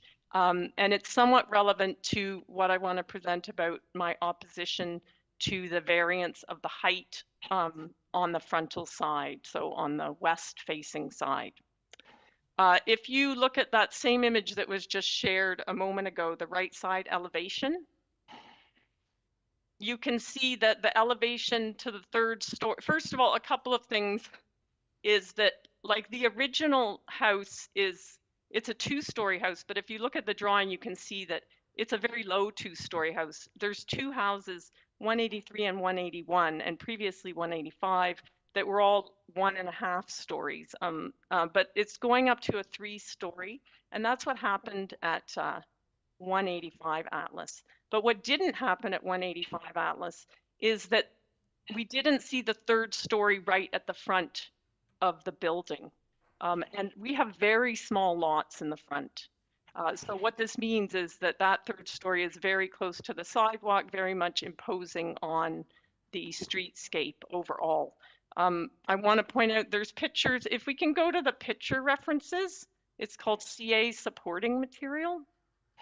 By the way, this is my second time presenting to your committee, and I really appreciate the opportunity, and I'm learning as I go how to navigate these documents. As you know, my neighbors who may have signed form letters, I talked to one of them this morning, you know, they don't have time, right? This takes time to figure this out. Anyhow, I don't see those pictures, but I'll just reference them. Oh, here they are. Thank you. Thank you so much.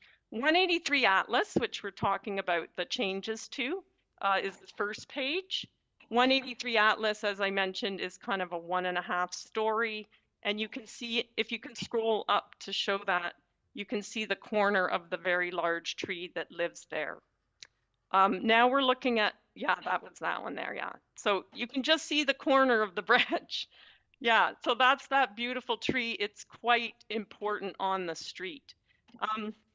Now, if you go back down to that nice white one that we saw, yeah, so this is 185 Atlas. So at the time that this was proposed, it was proposed to be 3 stories right at the front. 3 different households, we opposed that. And as well, I believe that the city at that time had recommended that it be set back. And it came back a second time to your committee, and it was passed the second time with this setback that you see. Okay, personally, I'd like to see a 2-story go in there. Many of the developments on our street are 2-story. I would say, though, that your committee in the past has modified the variance requested to ask for this build, which is much more in fitting. And you can see it's, you know, how short the other houses on the street are. Ours is a 2-story across the street. So this really fits with the streetscape and the neighborhood. It also, as I've learned, because I did a bit of research into trees, it also would ensure that that tree is less impacted by this rebuild. So for those reasons, both for the livability of all of us on the street, as well as for the health and wellness of that tree, which is irreplaceable, I ask that at the very least, you require an equivalent setback to 185 Atlas. Thank you. Right. Thank you. Smita Shah.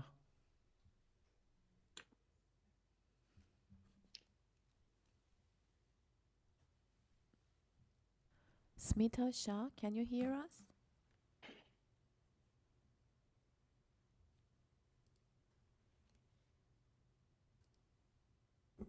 Smita Shah, you're unmuted.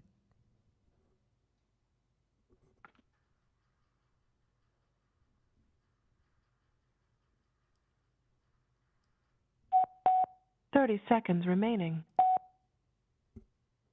I think we don't have her on the line. Okay. Ms. Rodriguez. Here. Yes. Do you have any comments to make with respect to Ms. Kranius's submissions? Yes, I just mentioned first, I think Smita Shah had signed also a letter of support. She is from 189 Atlas Avenue, and I have submitted that letter of support from her. Yeah, to answer the neighbor's concern, yes, would have a tree protection and will submit a permit for tree protection and removing the trees at the back to the urban forestry. So we love the trees here. We definitely will protect it, we'll keep it. And as I mentioned, there will be no new excavation or new footings for the enclosure of the concrete porch. The addition at the front is just an enclosure of the concrete porch that already had a basement there and foundation. So the only new there in the front yard will be the new steps to the that would be moved to the north side because the main entrance would be there, since half of the existing porch will be enclosed. Tree protection would really be in place, and we also definitely love to protect these trees. Her concern about the front, the height of the pair of walls, that is a variance number 1. The rear exterior main walls that's by law is only allowed 8.5 is now 9.43 meters. It's because of the third story addition. And this is only 2.44 meters to give us a headroom of 8, as the standard 8 feet ceiling height. So that's the addition. We didn't go for high ceiling, just the standard 8 feet ceiling height headroom for the third floor. And looking at the site plan again, from the street, I know the property line is only about 4 meters, 3.67 to the main wall of the house. And now it's with enclosure of the porch, it is now 1.84, but that porch also was existingly had a roof, it's covered porch. So, but if you are on the street, there's a distance of about 9 to 10 meters when you're on the sidewalk. So you don't really see the height of the third story, maybe because the fact that the new front addition would be the one fronting, and then the second and the third floor is somehow set back to the front porch. Like I said, this we just want to construct it in line with the existing footprints, even the front of the existing dwelling. So there's no projection actually in the front except for that already there that is a covered concrete porch. Thank you very much. Yes, Yim? Yes, I have a question. Can we look into the site plan, the rear yard? You have make some propose to change that, right? You delete the wood deck, and then you have concrete deck, and also there's a parking pad. But you have not proposed any soft landscaping or the rest of the.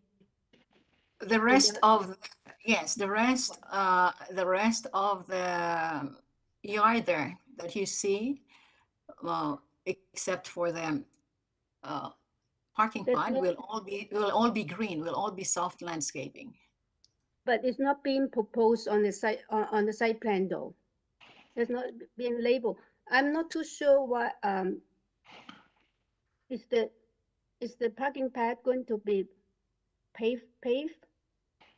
Or we can also, sorry, yes, we do not have to pave that. We can also use the permeable pavers.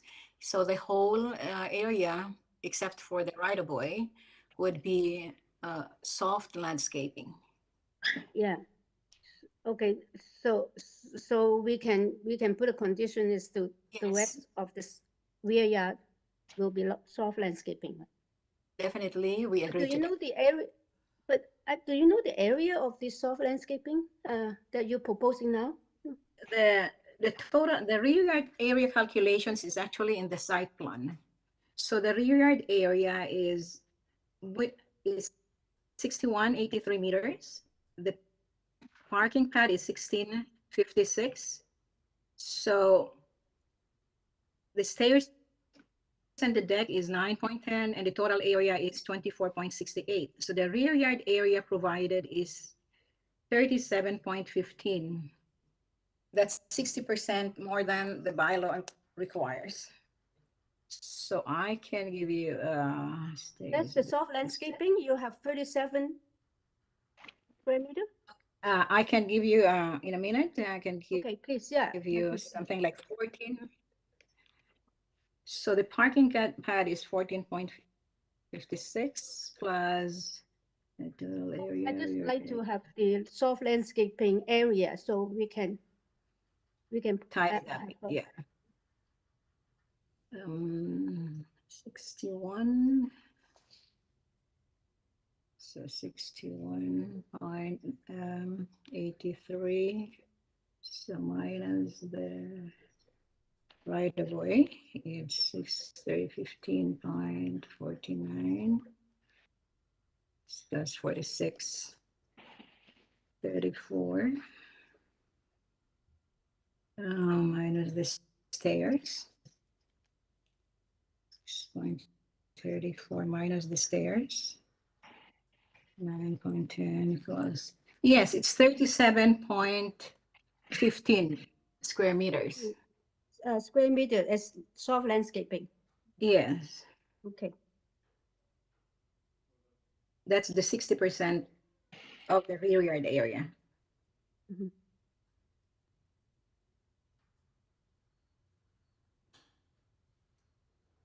That doesn't include the parking pad? It includes the parking pad. My understand, so that's gonna be, you said you're gonna do that in permeable paving? That's correct. Well, I understood that permeable paving is not considered soft landscaping. Am I correct, Sylvia? I believe so. Yeah. So then if we remove the parking pad, that's 14 minus 14. So 61. 83 minus 14.56. It's 47.27 minus the steps.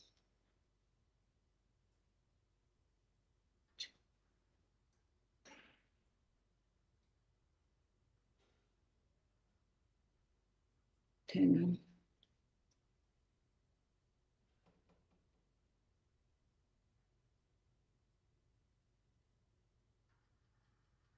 $9.10. 38.17. Yeah, so I'm double checking. I think yes, the total soft landscaping without the the right of way, 15.49. So we have the total rear yard as 46.34. Now you minus the parking pad, which is 14.56. It's 31.78. So 31.78 minus the steps and the deck.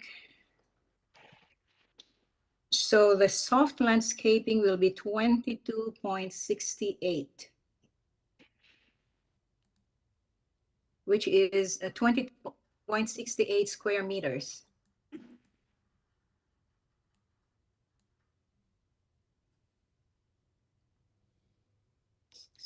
So is there is that sufficient that you don't require a variance? Because I don't believe there's a variance for soft landscaping in the rear yard. I think so too. There's no variance for soft landscaping in the rear yard.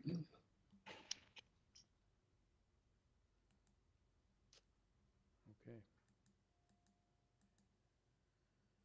So, Yim, did you want to make a motion?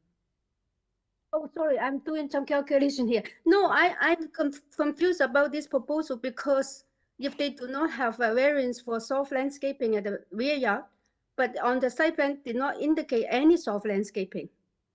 And I asked this question and we got different figures.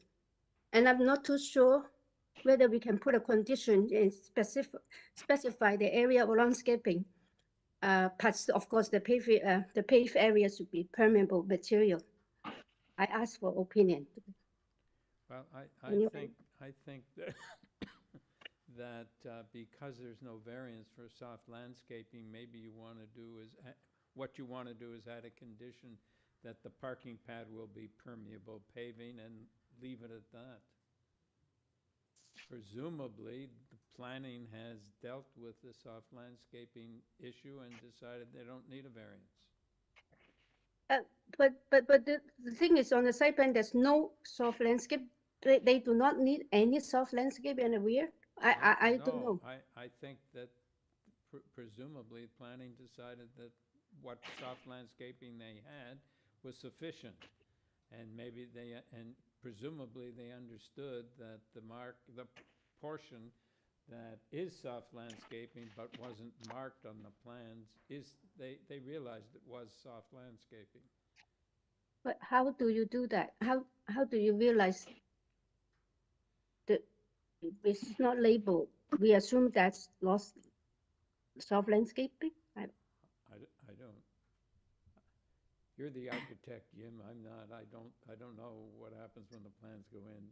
Zahir? I don't think sometimes we can relate, I mean, tied to the plan, right? Just indicating the area. But in this, it's not even a label. That's what I'm asking the question. So I think the best part, we take the applicant's calculation, the soft landscaping is 22.68 square meter as a condition, one of the conditions. Okay. Then make sure we have some soft landscaping because she's proposing that now anyway. Zahir? I was just going to say that either we have a condition indicating that the specific area that we're thinking about, that Jim's thinking about, be identified as soft landscaping in addition to the parking pad being produced out of permeable materials. So that could be one way to do it. And the calculation that Jim just mentioned, that the applicant had identified, that's the amount of soft landscaping that we expect. Okay, all right. So Jim, you make the motion. Yes. Zahir will second it. Okay, I like to make a motion with the condition that the rear yard soft landscaping will be 22.68 square meter, and also with permeable material at the parking pad, and with forestry condition number 1, I move for approval. Larry, did you have a comment to make? Zahir I is did. seconding the motion, but do you have a comment? I did. I wondered, Jim, if you'd be open to. I'm sympathetic to the neighbor across the street's concern about the front yard tree, and noting that forestry condition number 1 requires that the applicant actually apply for permit to either damage or remove that tree. I did hear the agent say that there is no intention on their part to touch that tree. So I don't think we make it a condition, but would you be open to just putting a note on file saying that the agent has indicated that the applicant will not be removing or damaging that front yard tree? Okay, that's a good. She indicated there'd be no construction in the front. Yeah, I just want to, the reason I'm doing that, Chair, is I'm sympathetic to the neighbors, all the work that she did to research this and the concern she has about the canopy on the street. All I'm really doing is kind of codifying what I think the agent has said. If it's okay with folks, I wouldn't mind just putting not a condition, but a note indicating that in the decision. Is that okay, or is that inappropriate? I don't know. Through you, Mr. Chair, it could be a comment in the minutes, but not in the decision itself. Yeah, I'm fine with that. I think that will work. Okay. Yes, Peter. Just to note, to Yim's motion, I think that this is as amended, with the purpose amended and variance 3 amended as well. That's right. Okay. Okay, that's good. Thank you. Motion made by Yim, seconded by Zahir. All in favor? You have your approval. Thank you. Thank you very much. Have a nice day. Thank you. Number 18, 300 Oak Park Avenue. The purpose of the application is to construct a new 2-story detached dwelling with a front first-story deck, a rear first-story deck, and a front second-story deck. With this application, we have material submitted by the applicant, reports from planning and urban forestry, 12 form letters in support and opposition from 298 Oak Park Avenue. Mr. Masrandrea. Yes, hello, how are you?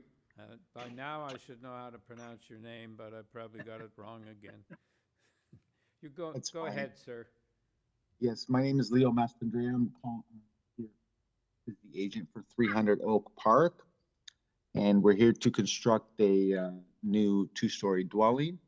Mr. And Mastandrea, you faded out at some point. I don't know whether that's when you gave your address, but we didn't hear it.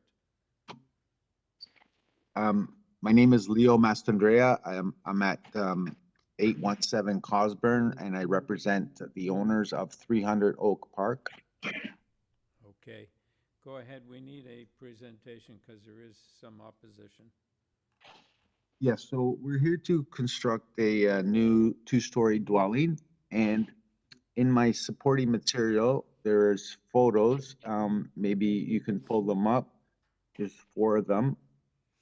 And we're right beside that one, which is at the corner. And our house, if you look at the next picture, that's another house that's 3 or 4 doors down. Next picture. That's another one on Oak Park. And then last picture, sorry.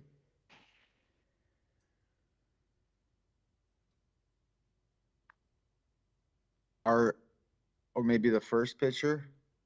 Yes, so our house is set back quite a distance. It's that little house in between the two, right behind that pole. And our variances are very consistent with what's been approved to the south of us and to the north of us. In my presentation material, there's the consistency of all variances, including height, length, setbacks, and we do comply with the coverage FA. And I do feel that it does meet the 4 tests. If you could just pull.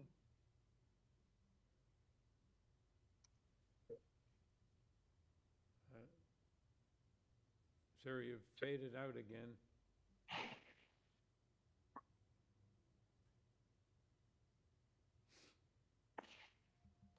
Hello?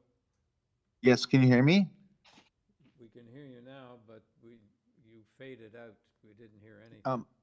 If you could pull up my front elevation on A6. So on A6, we have a cantilever to the south, and that's where is at the side yard, but below we have 0.67. And I did read the planning report, and they don't seem to have any concerns, and I'm in agreement with providing screening on the south side.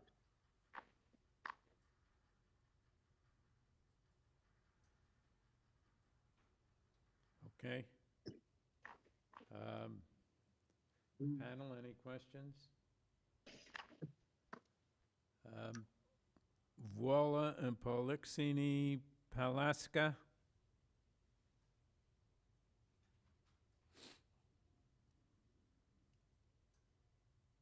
I'm Vula Patty Palaska, and I'm here with my mom, Nula Polixeni Palaska.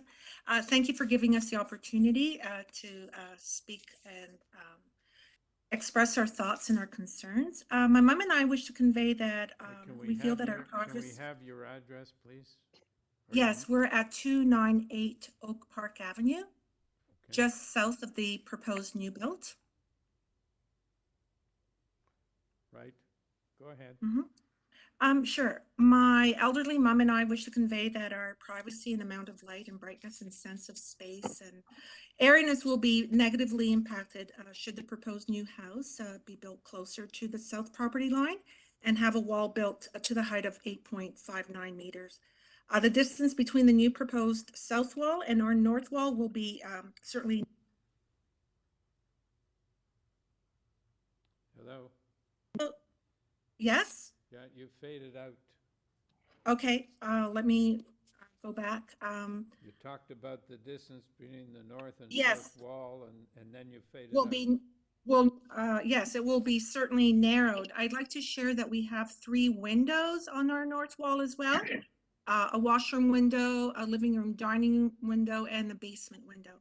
Our bungalow is a very small brick dwelling in a quaint former East York neighborhood by Stan Wadlow Park and Taylor Park Ravine. We had uninterrupted and panoramic views from our yard. The new two-story detached dwelling is a very large and very long dwelling to begin with. It has a proposed first-story deck, a rear first deck, a front second-story deck with a pool and another structure in the backyard. And to have it closer and taller with the proposed minor variances will certainly be quite overwhelming and negatively impacting the character of our house in this quaint neighborhood.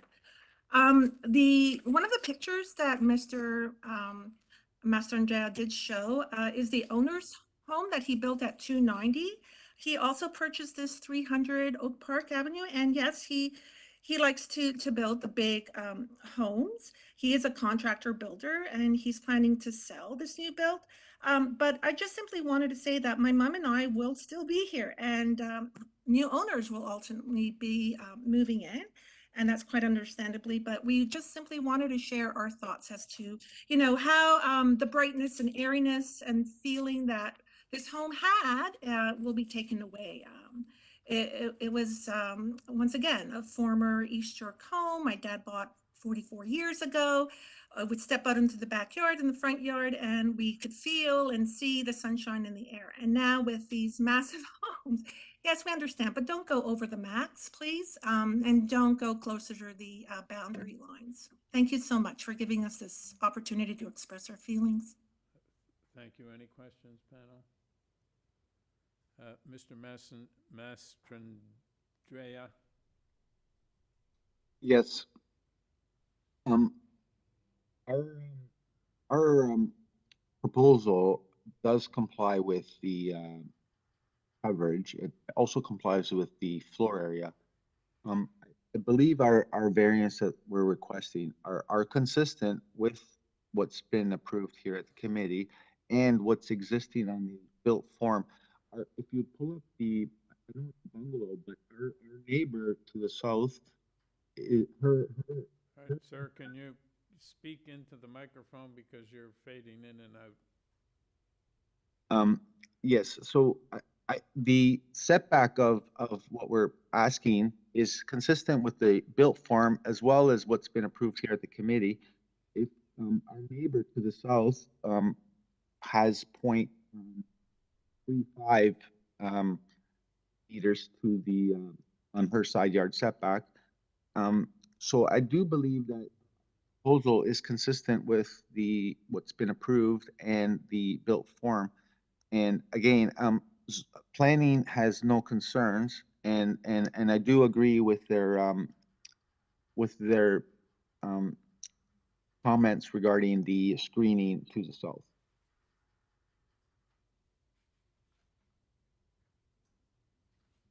Okay, panel, any questions? Larry?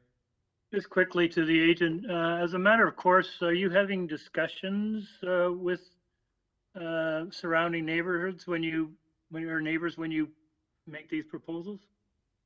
We've submitted 12 letters of support.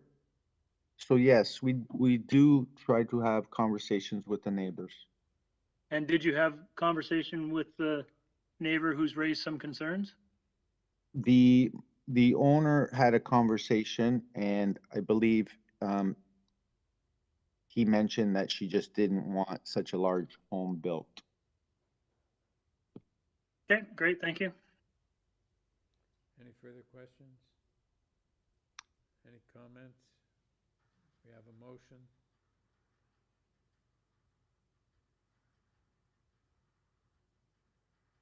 Sahir? You're muted, Sahir. Sorry about that again. Just a couple of comments actually, as we think about this particular application. One of the challenges, of course, is that East York has had historically many smaller bungalows. And we are beginning to see the emergence of much larger units and sometimes very imposing ones relative to the smaller properties. So I do understand that the challenges that a neighbor who's suddenly going to have a rather large home built next door feel. I do somehow feel that, I think the applicant has mentioned that planning has had no concerns. As far as I know, there's only the screening condition and a forestry condition. So it becomes a bit difficult to refuse an application. It doesn't seem to contravene any major issues. The character of the neighborhoods across the city, and I suppose in other cities as well, is changing. So I am not averse to the idea of approving this application. Okay, any further comments? Did you want to make a motion, Sahir? Certainly. I'd like to move approval of the application with the two conditions. One is from forestry number 2, and from planning as well, related to screening. I had forestry number 1. Is it 2? Oh, maybe. I wrote down 2, but I might be wrong. It is 2? I have 2. I'm wrong. Okay. All right, we have a seconder. Yim, you second the motion? All right, all in favor? Have your approval. Thank you. Thank you. All right. Number 19, 974 Logan Avenue. The purpose of this application is to alter the existing 2-story semi-detached dwelling by constructing a complete 3rd-story addition and a rear 3-story addition with a rear ground floor deck. With this application, we have material submitted by the applicant in a 16-form letter in support. Lynn Houston.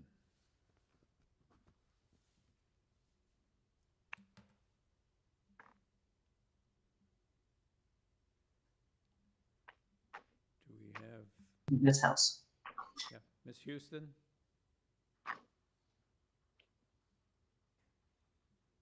Ms. Houston? Can you hear me? Yes, we can. Okay, good. Yes. Can we have your name and address for the record? Oh, sorry, I thought I'd already done that. Lynn Houston, 49 Oakcrest Avenue. Okay. I'm agent for this proposal. Okay, so this seems pretty straightforward. I'm going to take it into committee. Do you have anything you want to say to the panel before we go into committee? Oh, no.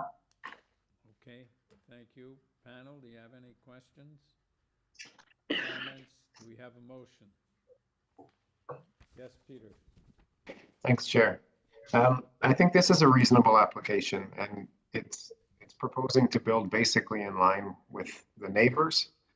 There have been some attempts to lessen the massing by stepping the 3rd floor back at the rear, and I think it's really in line with the nature of redevelopment that's been happening on Logan. I believe the variances are minor, and I'll move a motion to approve the application with no conditions. Do you have a seconder, Larry? All in favor? Have your approval. Thank you. Number 20, 181 Withrow Avenue. Purpose of this application is to construct a rear 2-story ancillary building, detached garage with a deck above and a staircase abutting the laneway.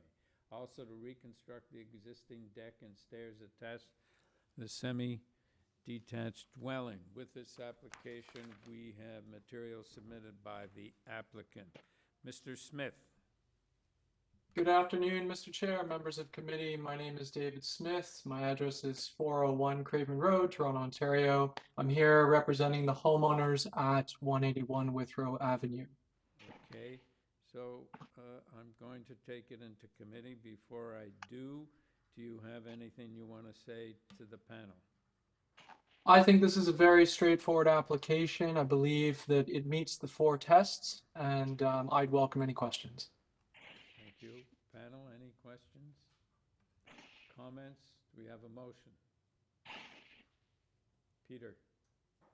Thanks. I was initially kind of confused by this application and kind of concerned, but I think the materials provided by the applicant were very helpful to understand the site and the context, and particularly the topography. And I think that's what, in my mind, makes this a supportable application. And and actually quite desirable from an owner's perspective in terms of having a usable backyard. I think it's a smart solution to a complicated site. And I think Zahir has something he wants to say. So or maybe he doesn't. Yes? Go ahead, Zahir. Just a question. I have a question for the applicant, actually. I was just looking at the site plan as well.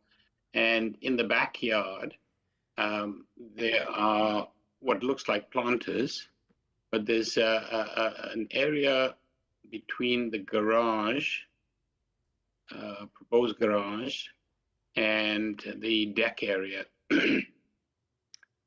Is that intended to be soft landscaping, permeable materials? I'm not quite sure. I can't see any labeling. So you're talking about beyond the stairs towards the back of the house?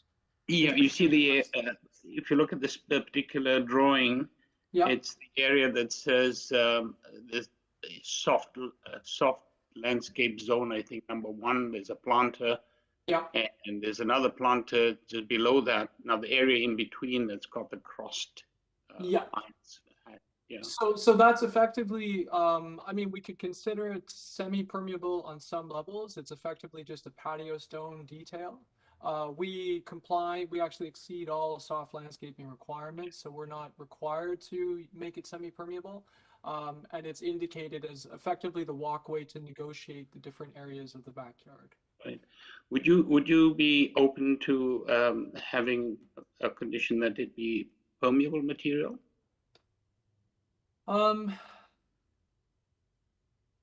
You know, you're planning to use some form of pavers, but if they permeable. Yeah, I believe that the desire is a larger format paver. So, you know, again, because it is put on gravel and there are gaps between them, there is some permeability by default. But I wouldn't want to obligate my clients to do something that's more like a smaller scale interlock paver, because I don't think that's in line with their aesthetic. And considering we already exceed the soft landscaping, I would be concerned about tying a condition to it to that effect. If by any way we were sort of deficient, absolutely, we would have proposed it already as a way of making up for the difference. But in this case, I would err on the side of no. Okay, thank you. Any further questions, panel? Okay. We have a motion. Yes, Peter. Sure, thanks, Chair. So for the reasons I mentioned before, I move approval of the application with no conditions. All right, seconder. Yim, all in favor? Have your approval. Thank you, sir. Thank you so much. The morning agenda is completed at 12:18 p.m. We return at 2. Okay. Thank you.